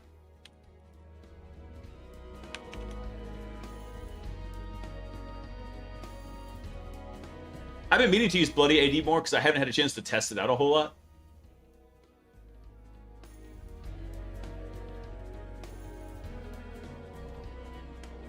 Ah, there we go. Yes, Bloody AD can do shadow credentials. Nice. Hold on. Let's see. Hold on. Let's make a note here. So, J Trueblood has, I'll take a note here, generic right over to B Brown. So, let's add shadow creds. I love shadow creds. So here's our basically our idea here. So we'll do our DC IP. So let's grab that. We're just gonna kind of craft the command first.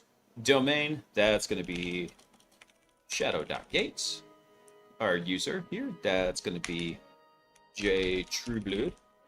And his password was Blood Brothers.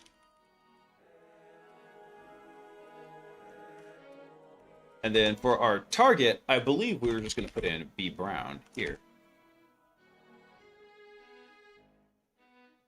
Double check. Yeah, that should be good there. Let's go try that. Copy. Boop.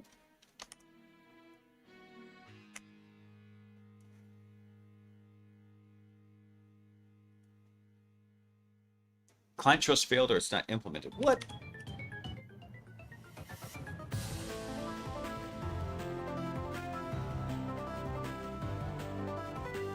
What did we have fail here? Let's see. Oh, our clock skew is wrong. Yeah, there we go. Did you do have you done the Helix box on Hack the Box? Have I? I don't know. I think so. I have to go log in and check.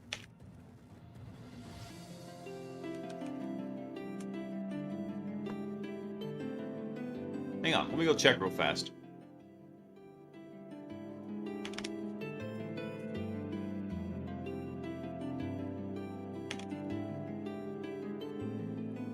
No, it doesn't look like I've captured Helix yet. So no, I've not done that one yet. Dude, these guys are, some of these guys are wild. Like, first blood in 15 minutes, system cracked in 20. Damn. Some of these guys, they go hard on this.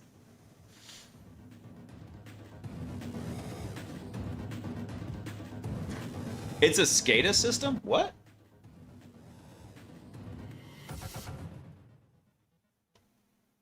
Oh, that's cool. Medium difficulty Linux box built around industrial controls. Ooh, sexy. Okay, that's pretty cool. Yeah, Brumbo, I have no idea how they do that. It's wild. Okay, hold on. Let's go see what was causing this issue. It's our clock skew. Let's see.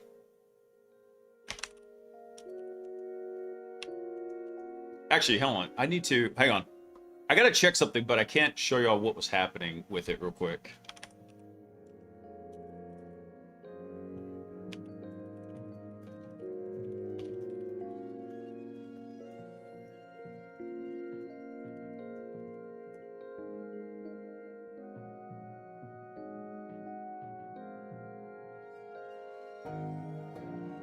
People get bloods in the time it takes me to finish a port scan. It feels like that too, man. Only thing I can think is a lot of those guys, they have massively set things up to run in parallel. In fact, that's not a bad idea, come to think of it. Because a lot of times, what are you doing? You're doing port scans, right?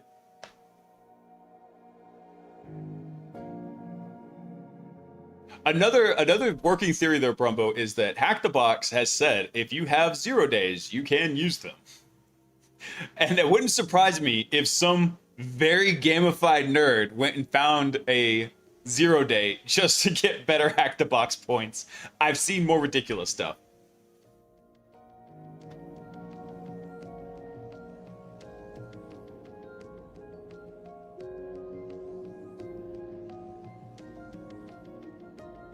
Hang on one sec. I'm trying to check something real quick.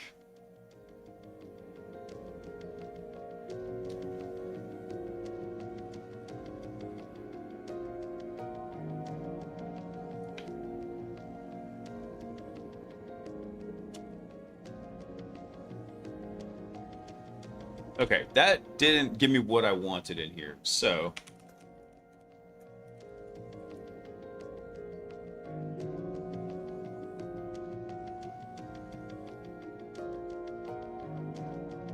I think this is what I want right here. I think that's what I need to install. So let me do this real quick because I need to sync my time up to the DC. Let's see. I think that's it. NTP sec. NTP sec. NTP date. So since Kerberos is a time-sensitive system, if your computer is not synced to the time that the domain controller is using, then all your Kerberos tickets will just fail. It has like a few minutes of variation where it can be tolerated, but yeah.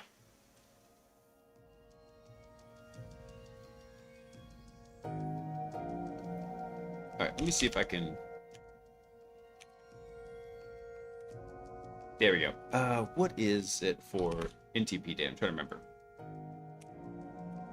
Post dco1.shadow.gates. Let me try that.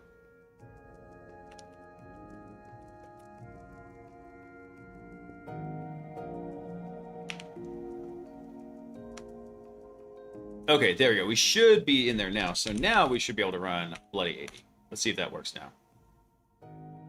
Hey, there we go.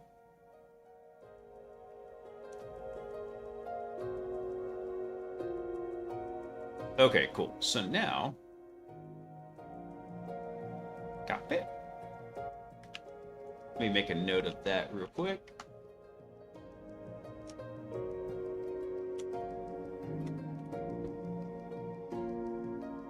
So we should have a PFX. Oh crap! Ah, they are there. Okay, hang on. I gotta move these. I gotta move all these B Brown files. Move those to Hack Smarter Shadow Gates. Let's go ahead and move those. Boop. And then let me CD over to that real quick.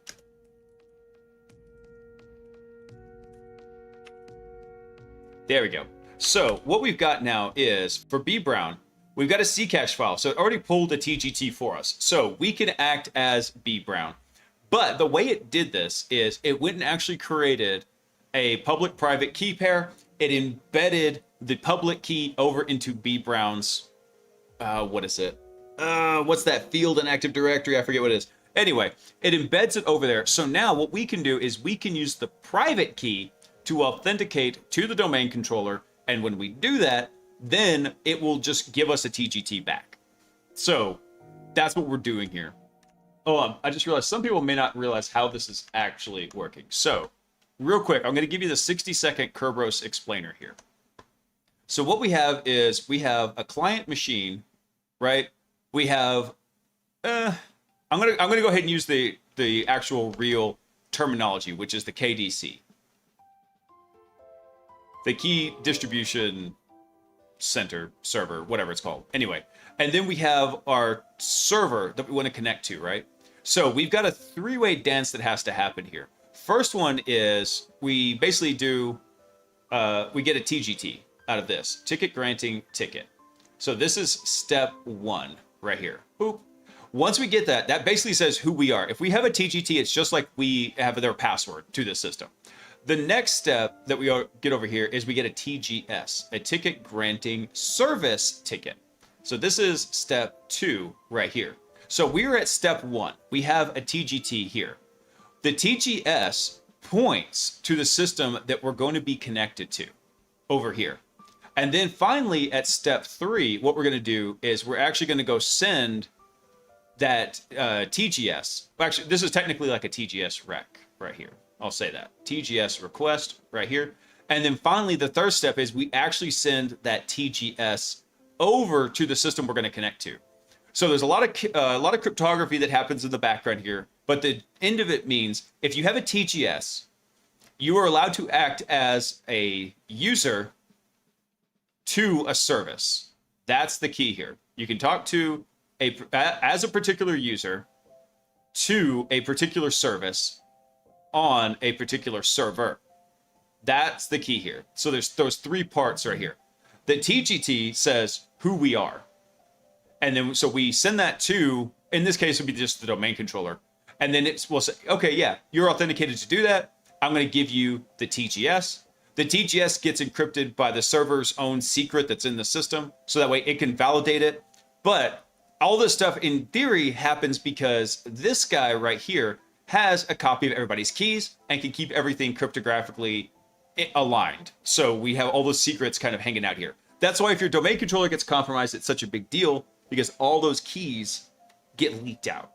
And the big one that it uses is something called the KRB TGT account. Because the domain controller has to have its own secret to work with. And that's what this account is. So if we ever get the Curb TGT account, it's game over. We have full access to the entire domain from that point.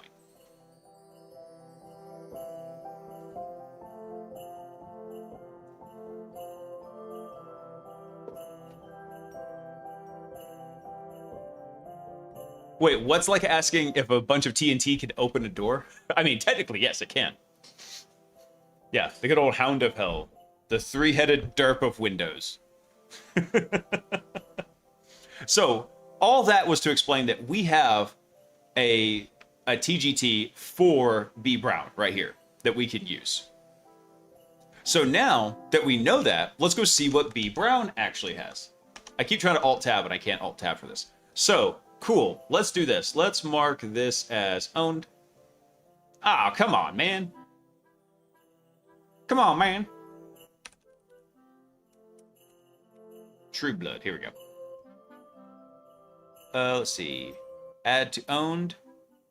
Node successfully added. Cool. And then we had outbound object control on Mr. Brown here. So I'm going to select him, and then we're going to add to owned, just like that. We don't have to do that. Just kind of helps keep track of everything. So what is he a member of? Let's see. So he's a member of ADCS readers, which immediately jumps out to me. He's also in domain users, so those aren't super neat in there. So that's an interesting target there, ADCS readers. But let me see what else he's got going on here. Nothing else outbound. A lot of inbound. Those aren't necessarily interesting unless we're trying to figure out how to get to a particular target. So, what does ADCS reader say? Anything on the description? Nothing on the description. Only member is Mr. Brown here.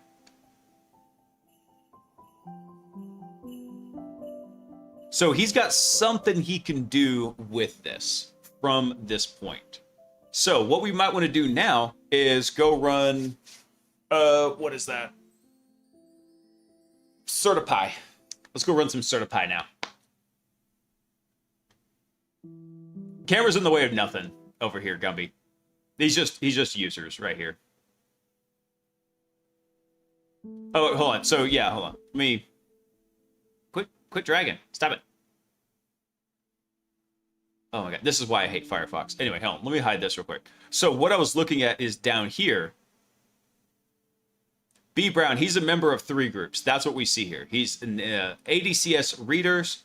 He's in a bunch of the default groups, domain users, and users at Shadowgate. He doesn't really have a whole lot else happening over here. This is the section I was looking at. So what I'm thinking is, we know we've got some ADCS happening in here. Let's see what else we've got for ADCS. We just have that in here.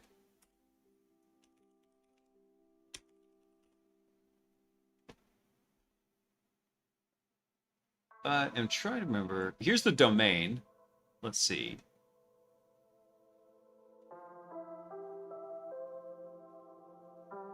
Oh, there's a whole lot of... That was not what I expected in there for domain controllers to come up. We actually just have the one right here. There's domain controllers.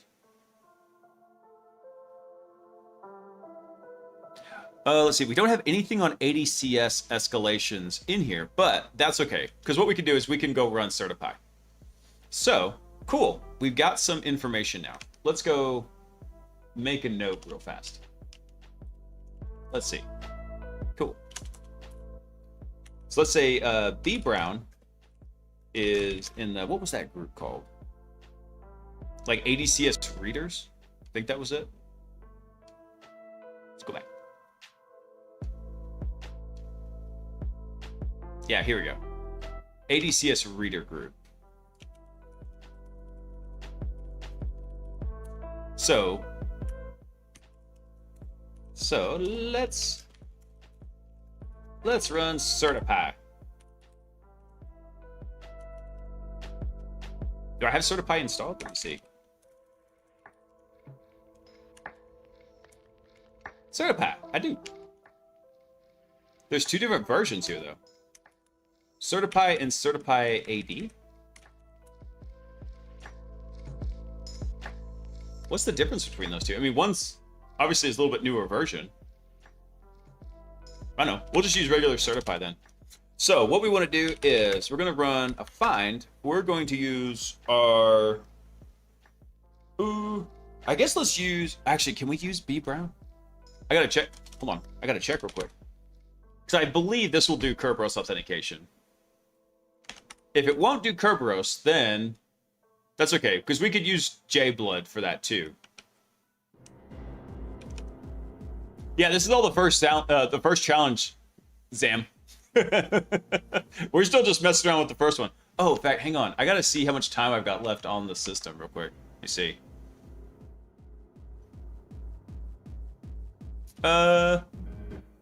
In theory, it's got a little time left. That's all right. I just wanted to get through this one tonight. Actually, I tell you what, hang on one sec, guys. I don't know what is going on with OBS. I'm not gonna turn on the be right back screen, but I do need to be right back. Give me just 1 minute. I gotta go get something from the other room.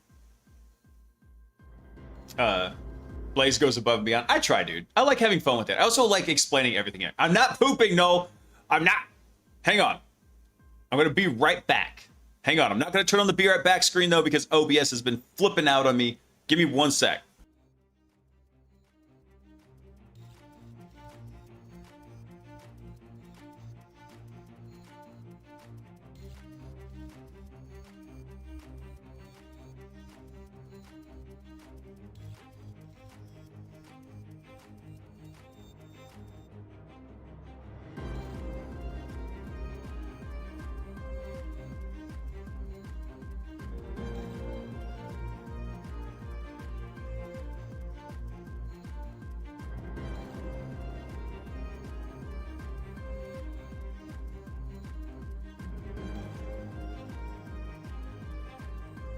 Right, I'm back already. You bunch of weirdos.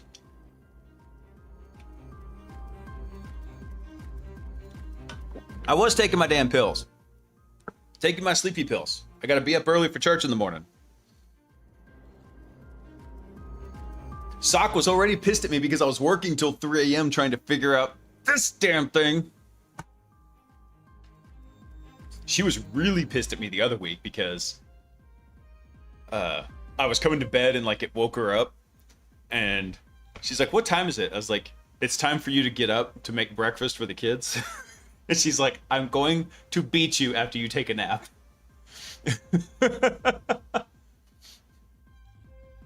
What, you try to run the poop command on the other streams now? No? You guys have created a monster.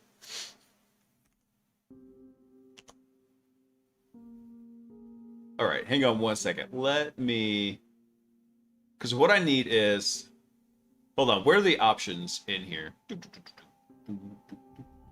We could just run this with True Blood also because of most of the ADCS stuff is just available. But, and it's a big but, I want to try and do this with the new Kerberos ticket we got for Mr. Brownstone. Let's see... No pass. Ah, there we go. So we can do TAC K in here. Okay, so let's do this. I think we're gonna do user is B Brown. Hold on, I gotta wrap this thing up. B Brown at shadow.gate. I can't type. There we go. So that's our user. We're gonna do TAC K, TAC no pass. Right there. And then we're all going to give it our DCIP. We'll do that, and I got to grab that because I never remember what it is. Copy. There we go. We'll give it that, and then is there anything else in there that I'm going to need? No, I think that's pretty much it. Actually, there is one thing we're going to need to do. I need to export KRB5 CC name. And what I need to do there is I need to give it the path to the C cache file that we're going to use. So that's in Kali, Hacksmarter, Shadowgate, B Brown _ C cache. There we go. That should be it right there. And now we should be able to run this.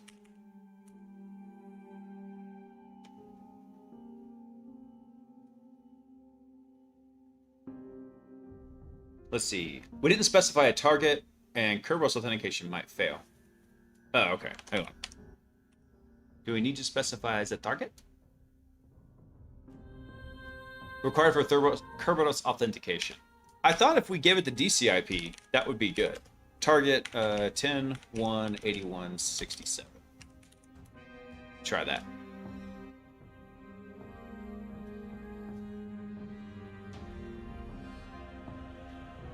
If we actually want to go find it, an easy way is if we come over in here.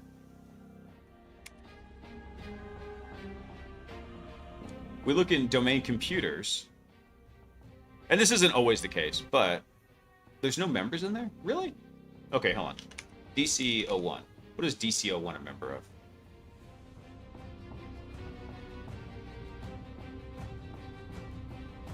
Enterprise domain controllers, cert publishers, members, just the one. Okay. So that should be, it looks like the certificate, authority, and everything else is all configured on DC01, which is not terribly uncommon. It failed? What? What? Well, you know what? Actually, there's another way we could do this. We have his NT hash, too. So, we could, instead of using Kerberos, which I really wanted to do, okay, fine. I believe, what was that switch we could do in here?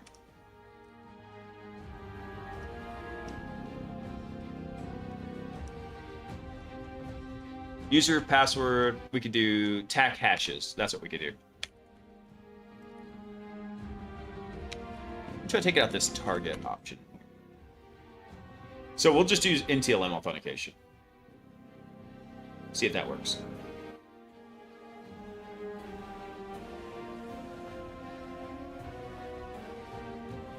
Oh, so Certipy is the GitHub version. Certipy tag AD is the pip install version. Got it.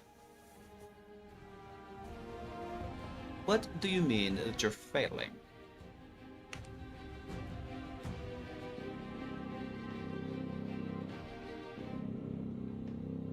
Okay, let me try some. Hold on.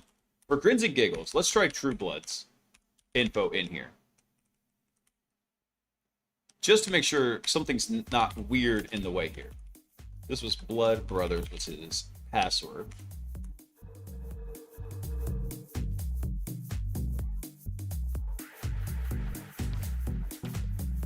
Something happened to the VPN? I don't think so.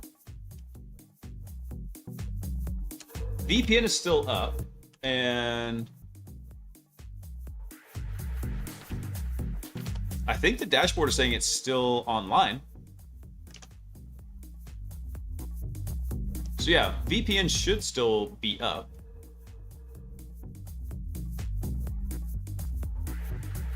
Socket connection error. Hang on, let me just ping it real quick. Maybe.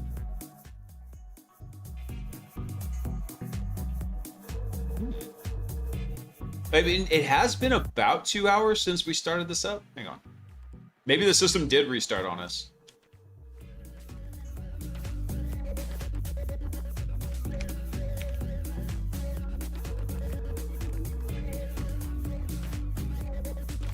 Oh, you know what? I wonder if when we changed the clock, if it might have broken something in here. I don't think so. Hey, there we go. So now it's back up. Okay, hold on. Now I gotta try this again.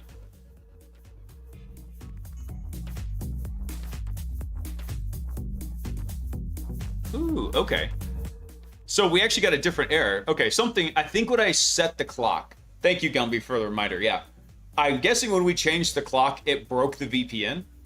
wild. I hadn't seen that happen, but okay. But restarting the VPN did seem to fix it in here. Hold on, so what's going on? Error principal name unknown? What? What?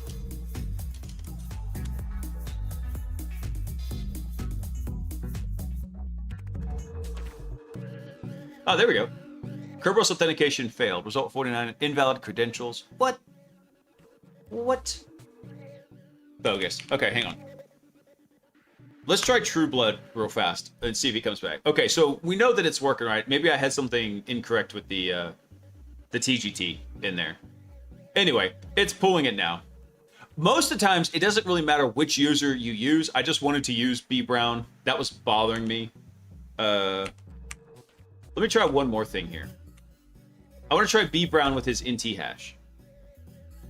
Okay, so that works. So I had something off in the Kerberos ticket. Maybe I just need to go pull another one.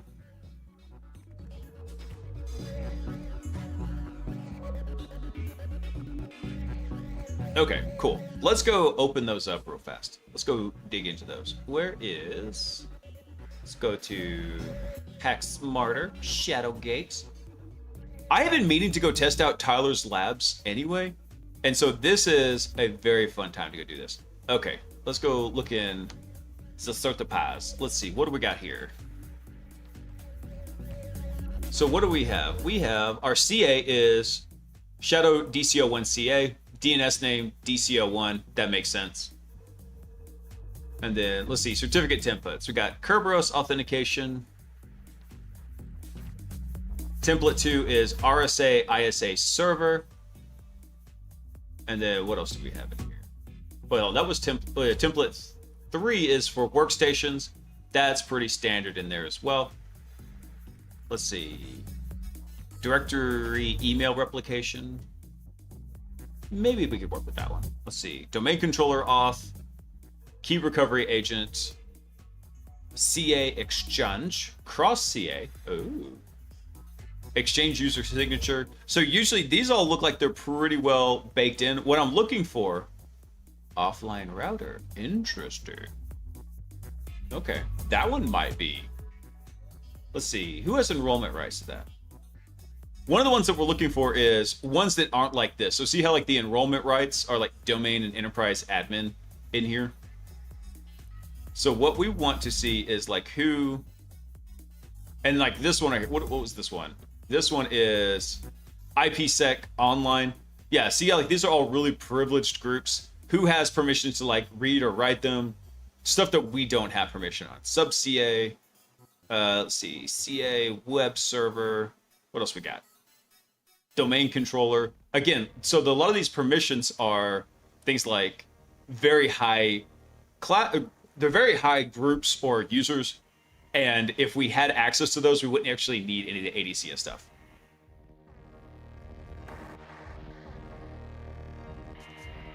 Oh, dude, gratitude, you're right. I forgot about that. Yeah, we should have. Okay, hold on. Let me go double check that, because yes. And there's a reason. Thank you, gratitude, because there's a big reason for that. Okay, so a fully qualified domain name means, let's say the computer is DCO1, right? If we're in the Active Directory domain and we're connected to it, I could just type in DCO1 and it's going to find a computer named DCO1 in my domain that's going to connect to it. So in this case, I'll make up a little bit of an example here. So for a fully qualified domain name, what we're talking about is, in this case, let's say we've got, we'll just use that. So we have DC01 here, dot, shadow, that says shadow, don't at me, shadow.gate, right? So shadow.gate here is the domain and DCO1 is the host name, right? So you could have other subdomains like here that's like, oh, this is shadow.gate, or let's say like there was another subdomain called like, I don't know, kittens. Then to reach DCO1, we'd actually have to go to like dco1.kittens.shadow.gate. So the FQDN is the absolute full DNS path that it has to walk to get to it. Hey, guy, what's up, dude?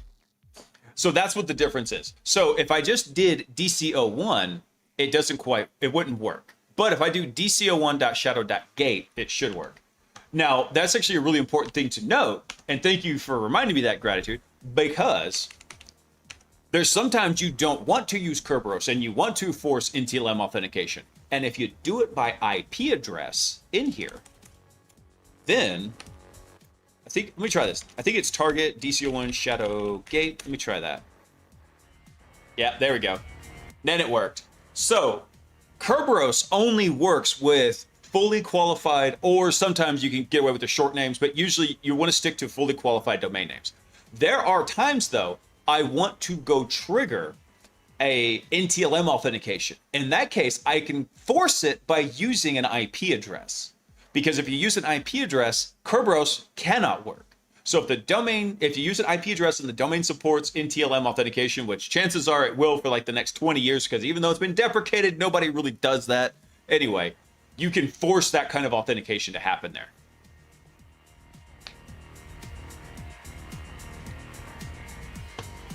Yeah, I can't believe I whiffed on that. Thank you, Gratitude.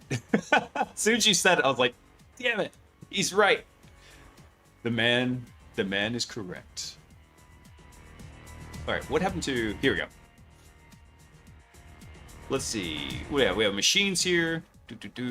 Domain admins, domain computers can do that. Let's see. We could potentially do an escalation 2 exploit. If we enroll a machine, maybe that's what we'll do. Let's see. What else do we got in here? Enrollment agent.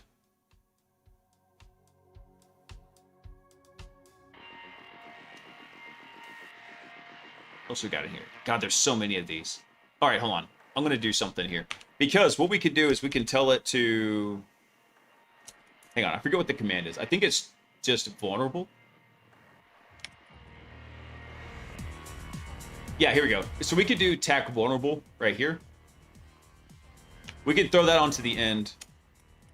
And then we can also tell it, I think it's tac std out. And then it will just write it here to the screen.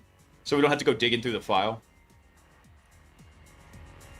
And what this will do is, so this is a good exercise to know. Like, look, we have a ton of things that are happening in here. And this might be good to go through, but if we're just interested in which ones are vulnerable to us, then we can do this. There we go. All right, so certificate authorities, that's the one right there. What is... Oh, I think I completely missed it. So we're looking at, this is vulnerable to escalation 8, which we saw in the very beginning, right? We saw that web enrollment for certificates was enabled. Did I completely whiff on that? Hang on. That would have been up here at the very beginning. Oh yeah, I totally just scrolled right past it. Reading is harder in here. So we've got an escalation 8 possibility in here. So one thing we can do with that is, let me clear this out real quick. So what happened was, let's clear all this out. So what we can do, I forget a lot of the details in here, but essentially what we can do is, if we've got our web enrollment form right here. So we have web enroll happening right here. Boop. This is set up. This is a actual web server that we can go through and we can enroll certificates on here. So we have our attack box happening here. And then we've got some system that we want to impersonate. So in this case, it would be like DC01, right? So what we can do is we can actually man in the middle of this connection up here to the web enrollment, and then basically enroll a certificate of our choosing into it. Now, there's a couple things that will break this. One of those is if we're using, I think it's, what is it, channel bindings? I believe that's it. So if we have channel bindings set up, that will break it. Basically, this depends on having a lot of those, that is terrible, a lot of those built-in default configurations around it. So if you don't have any additional security, or if you have like, if you're using like HTTPS, that will break it in here.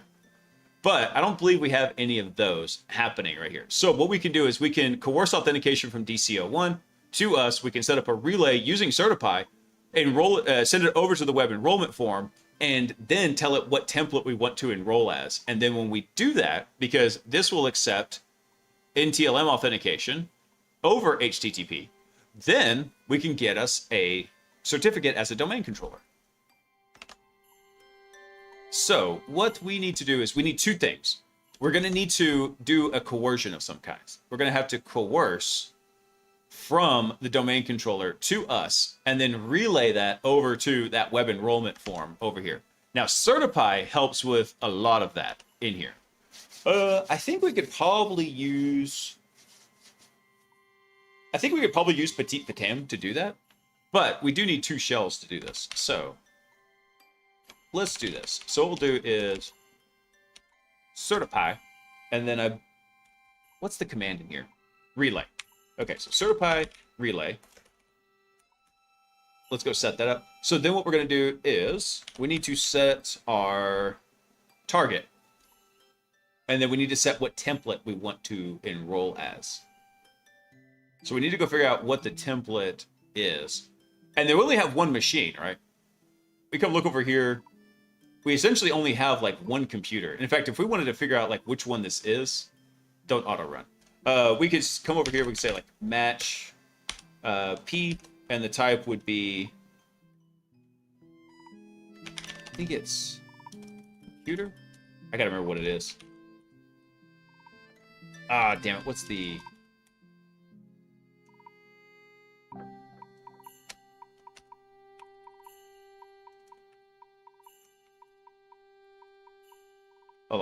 Hold on. I'm flubbing my cipher here.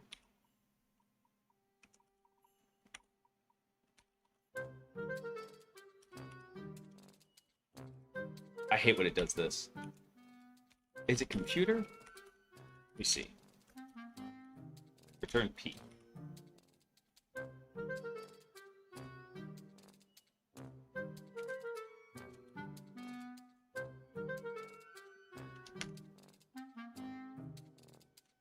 Hang on.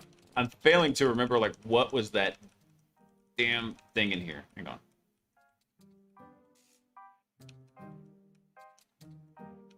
Where is that?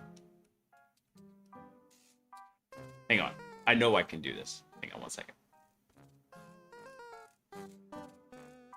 Yeah, type is computer in there. I think it's just type like that.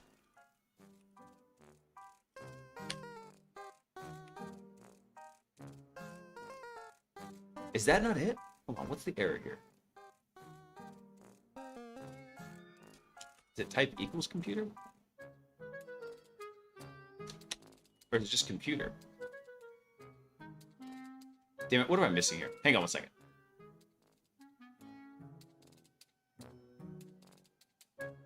I remember how to do this. Oh, yeah, it's a colon. It's like that. Oh, it's because I had the... Oh, damn it. I know what I did. So what you're doing here is you're telling it, like, hey, I want this variable to be of this type right here, computer. And that's essentially what I want right there. I don't care about any of the matching. What I want is just a list of the computers. So if I run this, we only have one computer in this domain. So the only option we've got is DCL1. Yeah, Omar, that was the right syntax. Oh my God. Again, something else. So we were talking about this earlier, like how has working with AI systems, which I have done a lot over the past year, a lot. How has it kind of affected it? It's like, yeah, I get a lot of stuff done, but also it feels like some of the fine details I forget, right? And one of them was like how to do the freaking cipher query, right? So yes, thank you, Omar. Mucho apreciado. But anyway, this brings us back to the point that what we're going to do is DCO1 is the only system that we've got. We're going to have us as the relay. We're going to relay it over to the web enrollment form. So since that's a domain controller... Oh, damn it. Don't do that. Hang on. Because I'm in Chasm VNC, it makes this a little bit different here.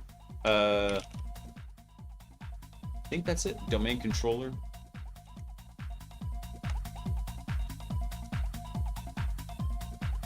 Maybe it's one word. Here we go.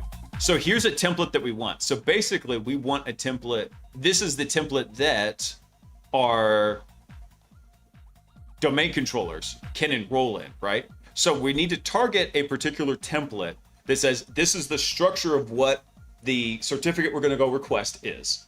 And then we can bring that out. So why did I go through all this? Because I need it. I needs it. I don't need it. I need it. All right, so what we need is we need our target. And in this case, we can use an we can use an IP address. Do I want to do that? I don't know. Actually, I want to.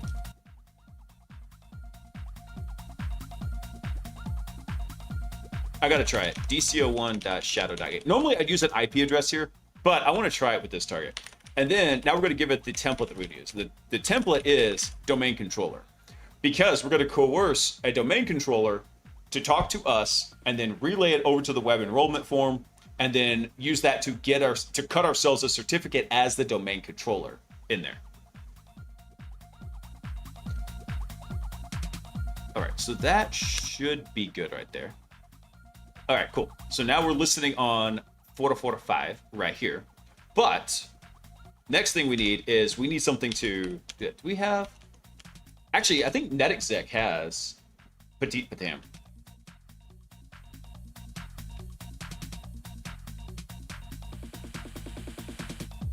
Hang on, I gotta look it up real quick.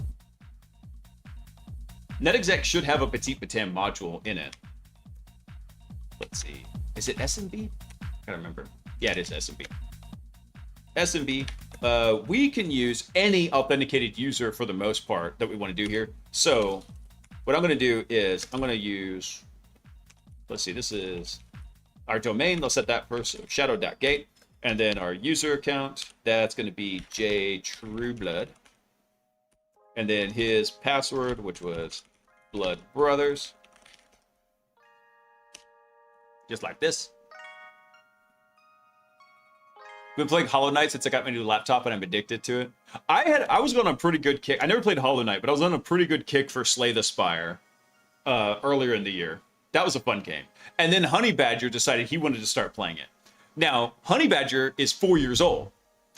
He still loves the crap out of that game. And I don't know if he has ever even beat the first boss.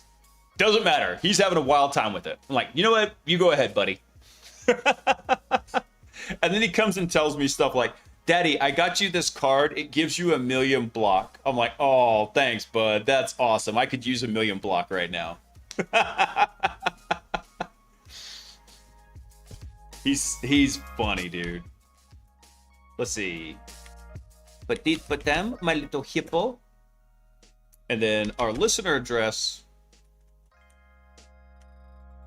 What's our IP address? I don't remember. What's our ton 0 address? There's us. Copy that. So I believe that's all we need. Let me double check real quick. All right, let's try that.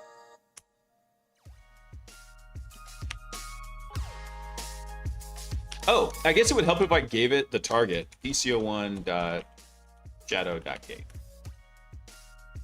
Oh, wait, hold on. Nope, I don't want to do that. Because this is actually what I was just talking about. I don't want it to use an FQDN. I want it to use the IP address. Because I want to force the NTLM authentication. So let me grab that, copy. There we go. See if it works. Not enough values to unpack. What? What?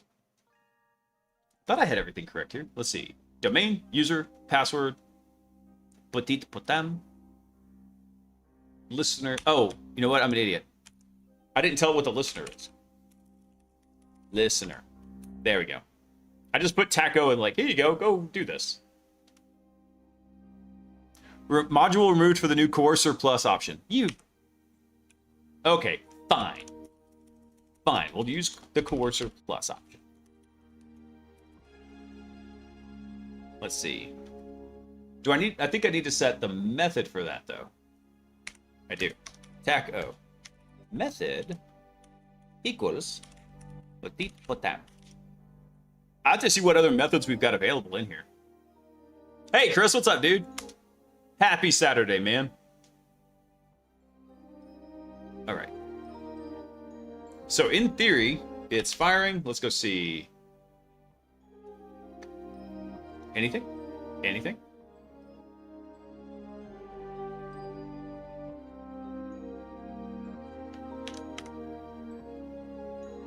It says it's vulnerable. Did it fire, though?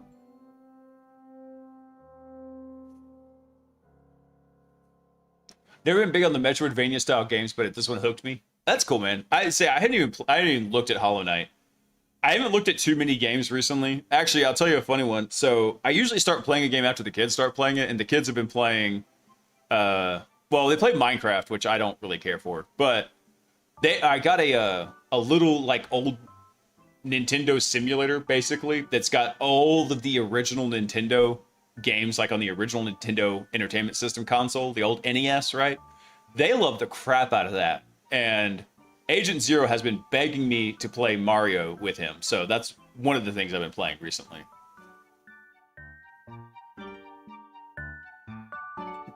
Great demonstration of having a solid foundation of the Linux CLI to catch the taco cap. I mean, I'll be with you. I've got a search over on the left side that you don't see over here, so I can go reference the commands real quick because honestly, I just don't remember the syntax offhand. But I looked at it real fast. I was like, oh yeah, that's where I screwed it up. So it looked like it worked, but what? I need to list the methods.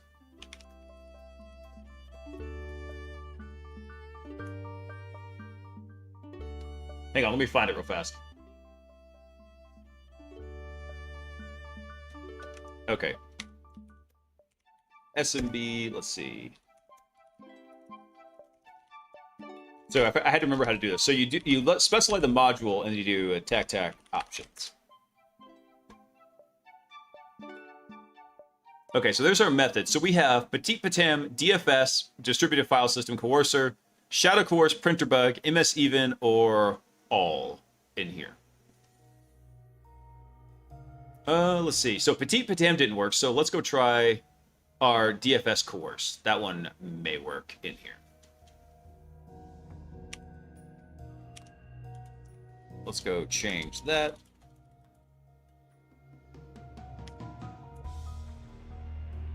Sorry, I realize you probably can't see it because the camera's in the way.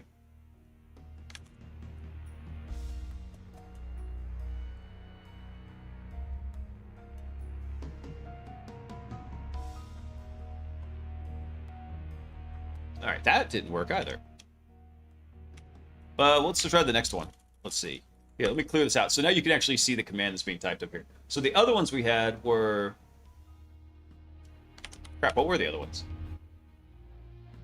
DFS Course, Shadow Course, Printer Bug. You know what? Let's go try the Printer Bug, because I bet Printer Bug will work. Printer Bug is just a bug that will not die.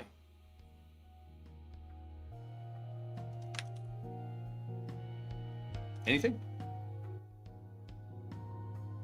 Anything? Did we not get the IP address correctly? It looked like it fired. Let's see. Let me make sure I got the IP address right. 10.279.180. Looks right. Printer Bug is a distant relative of the 1950s Jitterbug. No. No. No.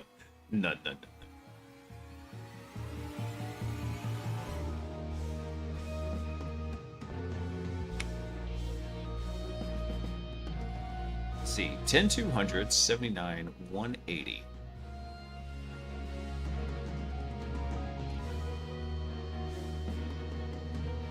So we got the target. We have our authentication set correctly. Let me make sure. Hold on. Because we're not getting anything back over here. That's the kicker. See that? We should see something happen here, like as soon as it gets it. We should say, hey, by the way, here's your new certificate, and here's where we should get a new PFX file from this. Yeah, that should be all we need for the relay. What our target IP address is. You know what? Let me try something real quick. I just realized I probably don't want to use the FQDN. I probably want to use the IP address over here as well, since we're trying our best to force NTLM authentication. So let me try this one more time. All right, I'm going to try the printer bug again. Let's see what happens. Because all the settings look correct.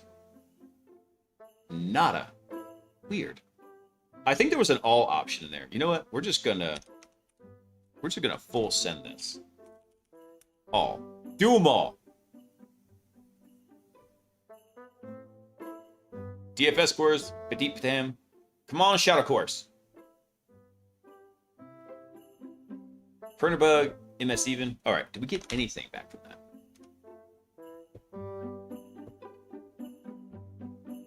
We got nothing.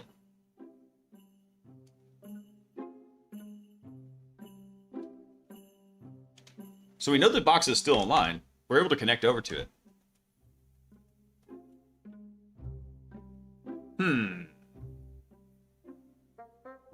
I broke it. I probably did break it. Let me see. Is there anything else I'm forgetting on this? Let's see. We have our listener.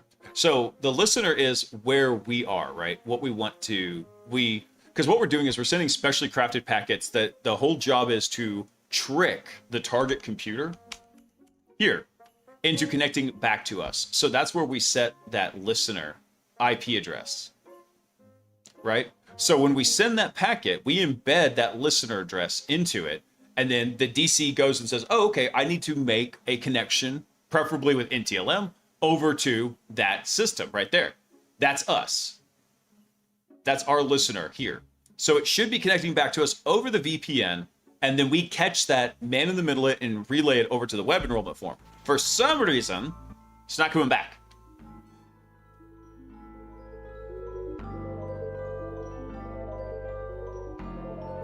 TikTok kids probably believe that CPUs and cars run on cacao milk. Well, we were talking about in a lot of popular media these days, and I'm talking like books and movies and TV and everything. Hacking, for the most part, isn't a technical skill. It's a magic system, right? If you think of like any fantasy book you've read, and you think about like what are the rules of the magic system, hacking is the exact same thing. And that's how it gets portrayed in like video games and everything, right? One of the reasons why I liked Greyhack so much, because Greyhack did kind of do it, but at the same time, you actually had to like get into the terminal and type stuff out.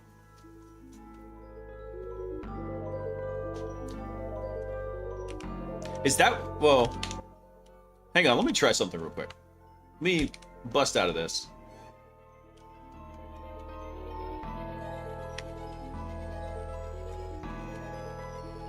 I want to try something real quick. I think I could specify it like that.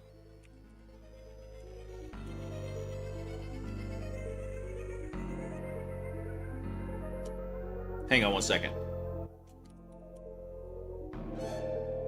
Okay, so our SMB server should be up. Let me check something real quick. Let's do...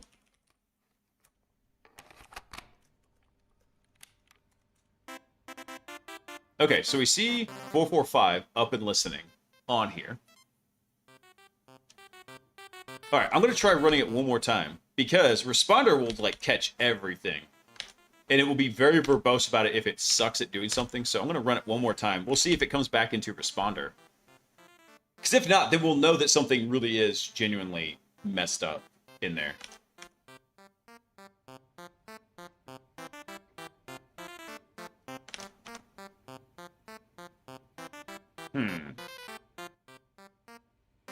Okay, so nothing coming back there. So maybe NetExec is just like not having a good time. Do I have Coercer installed? I don't. Let me see if I can find it real quick. Coercer. Okay, cool. We do have that. Let me go. Well, I don't have it, but I can install it real quick. Let's go. We'll go install Coercer. Coercer is like a souped up version of like what everything NetExec is doing. It's huge in here. But I've not used Coercer in forever. Let's see. Coerce. All right, what do we need in here?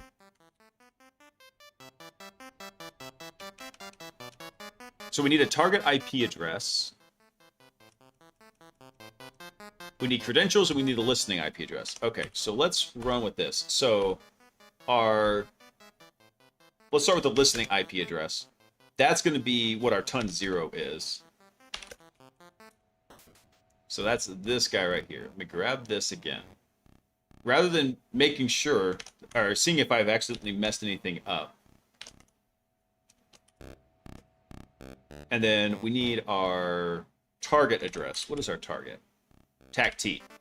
All right, so our target, that's going to be the domain controller. So let me grab that IP, put that right there. And then we need a domain. So that will be shadow.gate. Then we need user. That's going to be JTrueBlood. And then we need our password, which is Blood Brothers.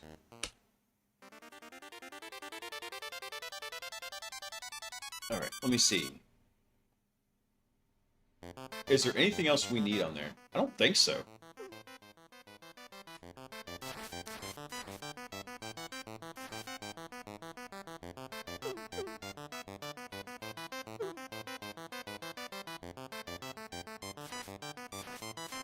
Oh, let me catch up on the chat here real quick. Blaise is validating that my years of playing Magic the Gathering was actually training for hacking. In some ways, it is, though, Monkey, because you do a lot of like nonlinear thinking with it, and that's really one of the main things that kind of separates that mentality is thinking in graphs versus thinking linearly.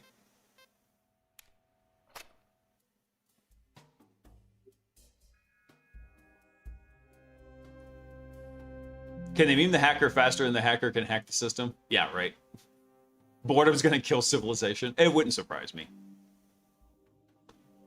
That was good meme talk music. All right. Make sure... Okay, so... Oh, I killed responder. Nope, run.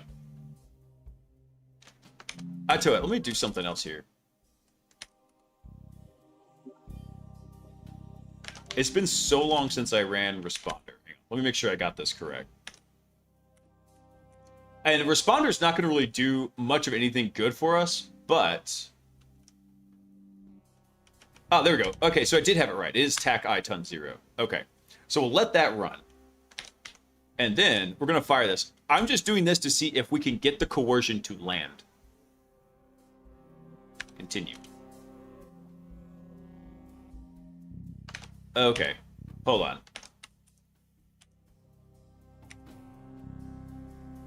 I saw something in here. There we go. Always continue. Yeah. Let's get some of that action happening, because I do not... Coercer has a ton of coercion primitives that it will use, and I don't want to be sitting here smashing the keyboard every time.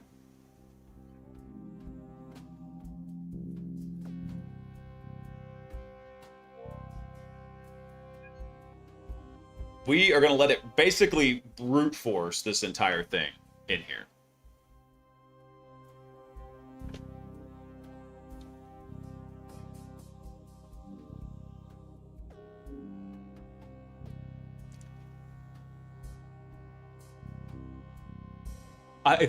You know what? I really like conspiracy theories and enjoy like the thinking behind them, Purple, but I've never heard that one.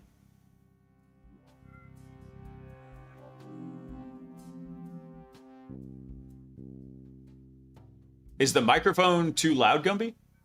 It should be gated. I mean, nothing's changed on it. Oh, you're talking about this command is being really loud. Oh, yeah. Yeah, this is a very loud command.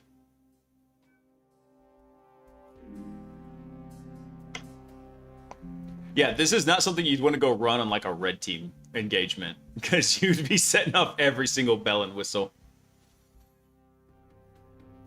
So right now it's trying it's still doing the SMB ones, but it's going through NetDFS, distributed file system. Now it's trying net login. Oh, wait, hold on. It got stuff. Okay, hang on. Stop. I forgot. I should have been watching this. There we go. So here's the kicker. Cool. So we were able to get it coerced. Nice. Now we can go use Certify. This might look really cool, and you might be thinking, yay, let's just go throw that in a hash cracker. This is a machine password hash. And in all the years I've been doing penetration testing, which is 8 years at this point, because it is 2026. Damn, it's been a long time. I have cracked probably just shy of 1 million password hashes. I mean, you go start cracking them 30, 40,000, sometimes 200,000 at a pop. That was, I think, the biggest one that I had. In all of those, I believe I've only cracked 5 machine account passwords because they are really and truly random in there. So the chances of you cracking this are probably about as likely as you winning the lottery. Don't try to crack these. I mean, if you just have like GPUs burning a hole in your pocket, go ahead. But it's not even the fact that it's salted. No, it's just the fact that it is pure randomness. It's nothing you're going to go type in. The machines, when they generate it, they generate a random bit string in there. It's completely random. It's not meant to be typed into the keyboard. It's only meant for the computer to use to authenticate to the domain. So, chances of you cracking this, very little. However, that's not the goal. The goal here is to relay this. Boop. There we go. Right here. So, we gave it the IP address. Now it's targeting it. Now, what we're going to do is we're going to go run this sucker again. Bam! And boom goes the dynamite. Control C. Awesome. We got this. Now we have got certificate with the DNS hostname DC01 Shadow. We have our request. It came back as a HTTP 200 OK. And now we have a DC01 PFX file. So that is a private key, not too dissimilar. I mean, it is, but same thing that we used for, same thing that we essentially used for the Shadow credentials. It's just in a different format because it was based off of a different template, but we've got it. Boom. Massive uncrackable hashes, but the admin's password is Hunter2. I'm sorry, hold on. I didn't know what the password was. Sorry, all I saw was asterisk there, monkey. Yeah, no, I didn't know that it was Hunter2. So now that we've got that, what we can do is we can actually go use that to go request authentication for it. So there's a lot of ways to do that, but Certify is super handy. And is it off? Hang on, what's the command here? Yeah, off. So Certify auth, we do a little bit of TAC H action happening right here. Boop, there we go. So now we can actually come in and we can use that PFX file to go authenticate what we need. So we need to pass it the PFX file, which in this case is dco1.pfx. And then yes, that should be good. And then we need to just tell it where to go authenticate to. So we'll give it the DC IP. So DC IP and whatever that is, because I haven't bothered to memorize it. Ta-da! So now we've got two things. We have the hash for it, because actually once you go get the certificate, you can do something called unpacking the hash and get it back out. So you can actually go get the NTLM hash. So we don't actually need to necessarily use the Kerberos ticket that we just got, this DC01C cache file. We could just go use the LM NTLM hash combo right here. We could do that. Yeah, I typed in Hunter2, but all you saw was asterisk, asterisk, asterisk. Yeah, exactly. Yeah, Twitch has a really cool feature where, like, if you type your Twitch password into the chat, it redacts it. You, like, only see asterisks. So, feel free to try it.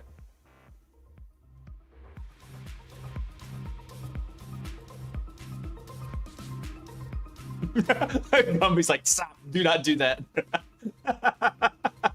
Ruined all my fun, Gumby. All right, fine.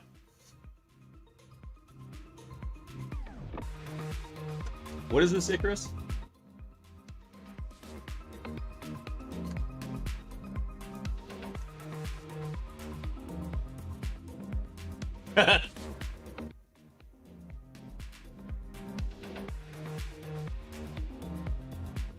Yeah, that's pretty good. So the message here was, Someone asked me how I knew their code was AI written the other day, and I just linked them this message. How can you tell I'm 13 by looking at what I'm writing? The username gives it away quite a bit, too. I, too, was once an angsty teenager. I'm not going to harsh on him too bad.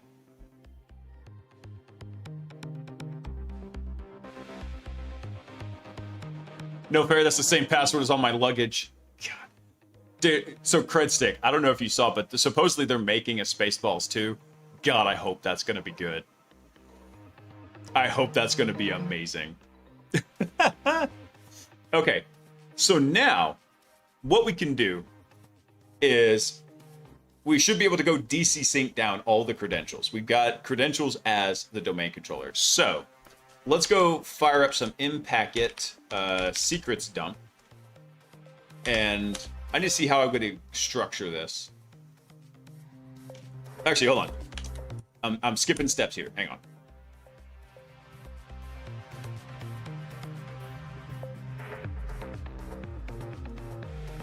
Let me go grab a copy of this. Copy section. Boop.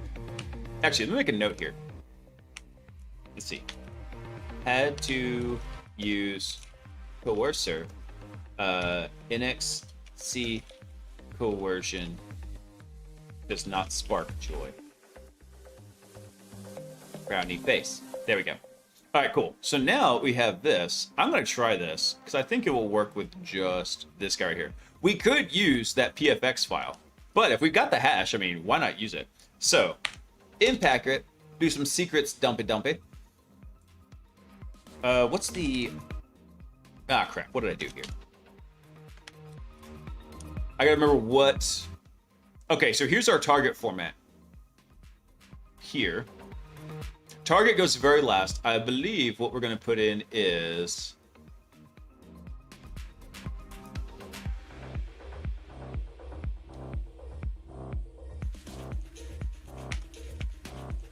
Oh god, what's the format for this? Hey Zach, what's up, dude?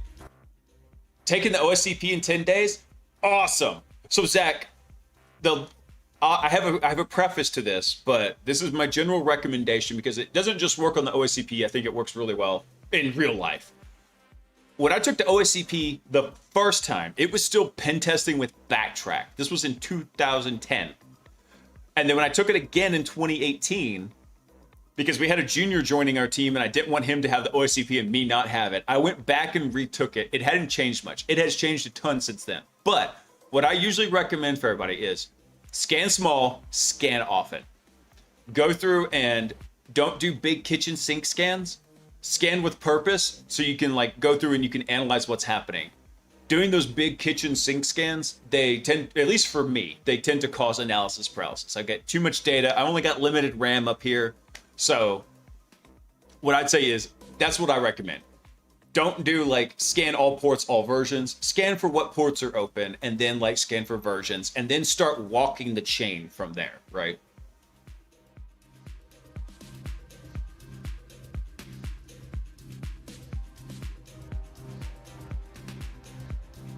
I got banned from Halloween from a neighborhood because I put on war paint and was tying kids to trees during Halloween. No, don't do that. No prisoners of war on Halloween.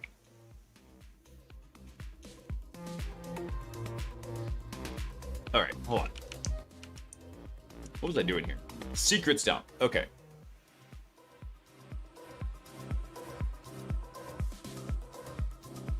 I think what we want to do is we want to give it hashes first. So let's give it that. And then what our target's going to be. So our target is going to be DC01 $. What's the target format? Hang on. Make sure I remember it. So it's domain, username, password, at target name in here. So what we'll do is DC01 at, and then we'll give it the IP address. Where was the IP? Here we go. Let me copy that. Copy that. Looks like we're gonna get this one done like just at the wire too.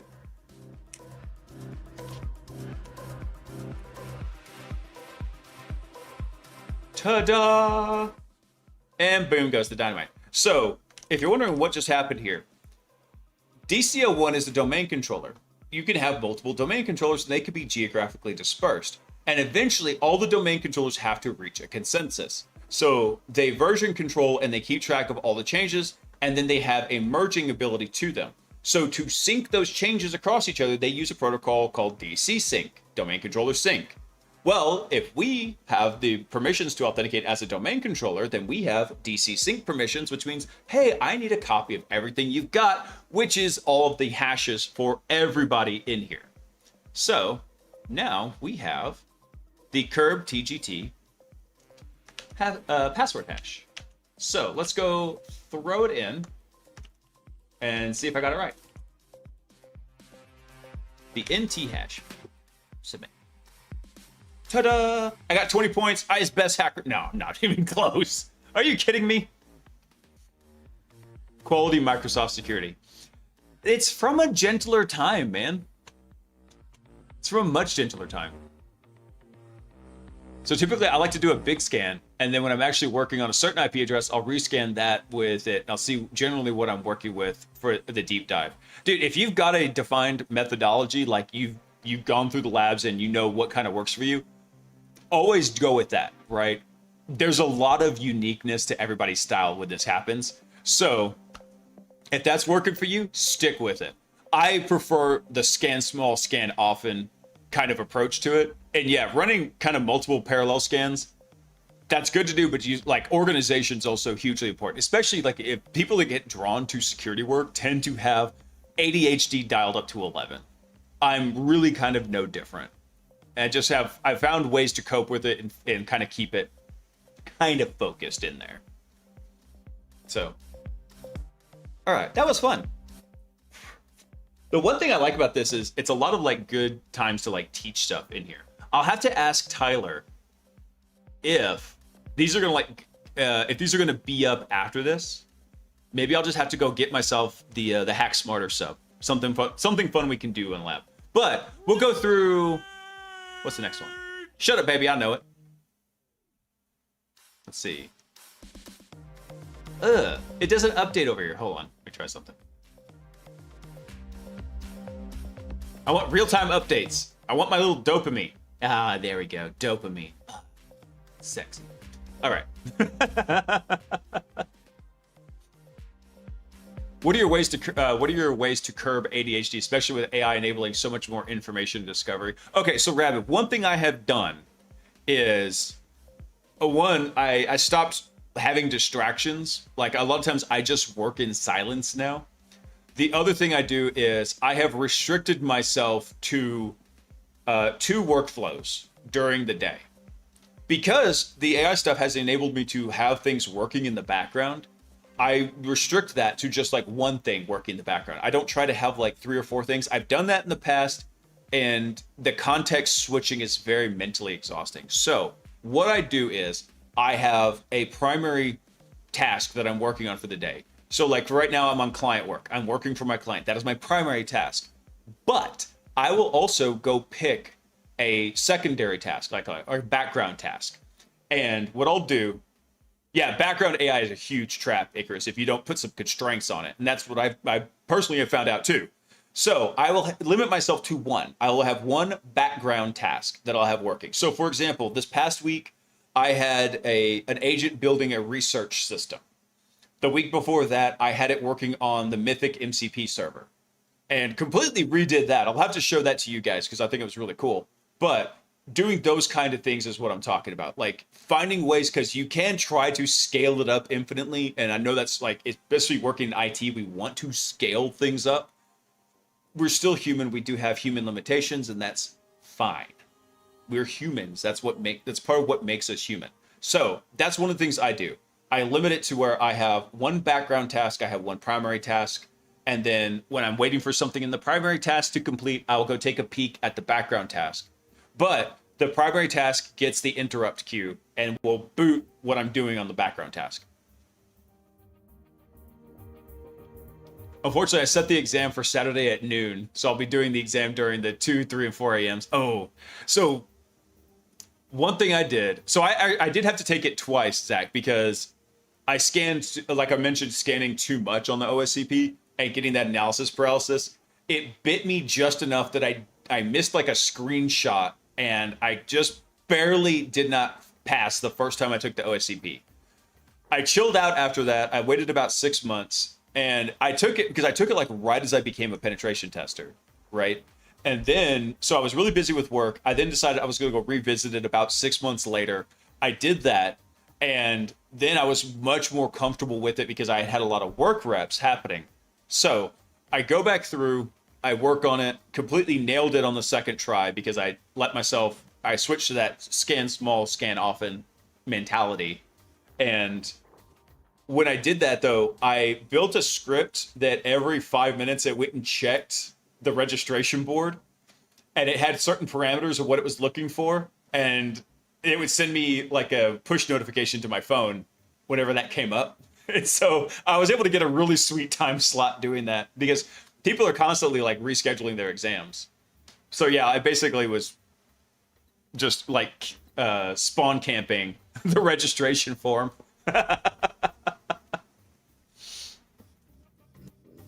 It's 11. Are we late streaming? No, we're wrapping up right now. But I do like the QA part, right? I love this. I'll be real with y'all. Everybody who's in here right now, all of the YouTube videos, I enjoy doing those and they are a lot of fun. But there's a serious ulterior motive to the YouTube videos, and that is to actually get more people over into the live streams because you guys bring all sorts of fun information. You bring unique perspectives, and y'all are some of the absolute most hilarious trolls I've ever seen, and I'm here for it, bro. I love it. Okay, we do actually need to wrap up there. So let me go see who's on InfoSec streams. Nobody. Nobody's on InfoSec. Even we are not on InfoSec streams. We are in APT stealth mode right now. So we love you, Daddy Blaise. No. I regret showing you. What the hell is that called? Solo leveling a bridge. God, it's funny. Oh, damn. Okay, so unfortunately, we don't have anybody on the Twitch side. At least not over here. Hold on, let me see who we got for Twitch. Let's see. I'm surprised the Black Hat Knock wasn't online. Let's see. Who's over in Science and Tech real quick, actually? Let's go look over there.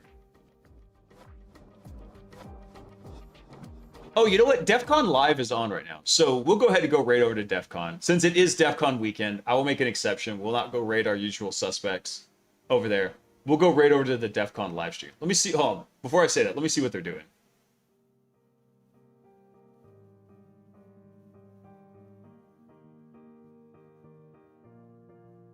Okay, they're doing shenanigans. They're doing shenanigans, but we will go raid over to that. So it is a followers only chat, but oh, wait, it doesn't... Do they block raids? Oh, that is weak. Hold on.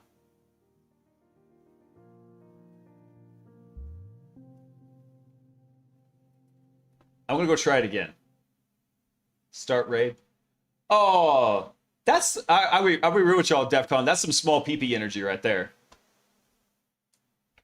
Yeah, this is Defcon weekend, Icarus. So, okay. That's so lame that they don't allow raids. I would love to go raid over to them.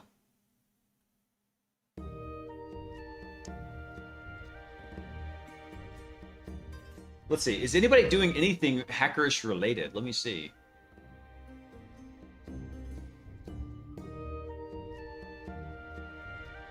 What is this one?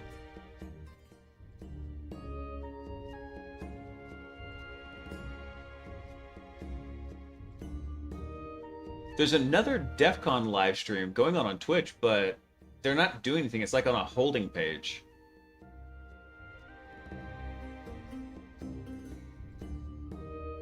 All right, let me see who else we've got over here. Not a whole lot.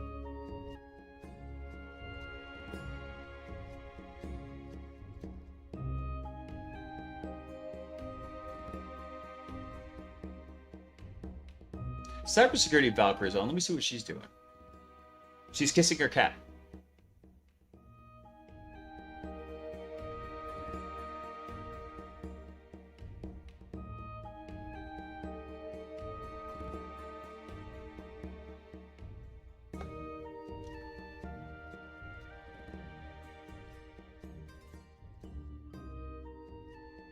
She's just hanging out. We'll go right over to her. I wish InfoSec streams was working. Okay. Let me go grab this real quick. So for anybody over on the YouTube side, if y'all want to go check it out, we're ready to go over to Cybersecurity Valkyrie. So let me go get that started. Do your fair, guys. Be nice, be kind, but throw some Hack the Planets in there whenever you get there. All right, I think I got it all going. All right, let's end it there. Everyone, y'all have a fantastic Sunday tomorrow. Remember, Sunday is spending time with friends and family. That is our tactical retreat to regroup for the full frontal assault of crushing it mode on Monday, because we're not going to go weekly into the week. We're going to go crushing it into the week. All y'all have a fantastic day tomorrow. I will catch up with y'all tomorrow night. We're going to keep doing some more of the Hack Smarter labs because I like Tyler. He's a good peoples. He's a fun guy. I think that's it I've got for you guys. Yeah, I was watching some of those Defcon streams when I could catch them, but I was really busy today. Kids, they want to spend time with me. All of y'all have a fantastic night. Thanks for coming to hang out, pointing out where I was goofing up, having fun. I liked it. That was a fun little simple ADCS one. I enjoyed it. Guys, have a wonderful night. I will catch up with y'all tomorrow. And I want y'all to remember one very important thing, and that is, well, two very important things. Drop a Hack the Planet and Happy Hackers when you get over to Valkyrie stream. And two is, I love you. Peace.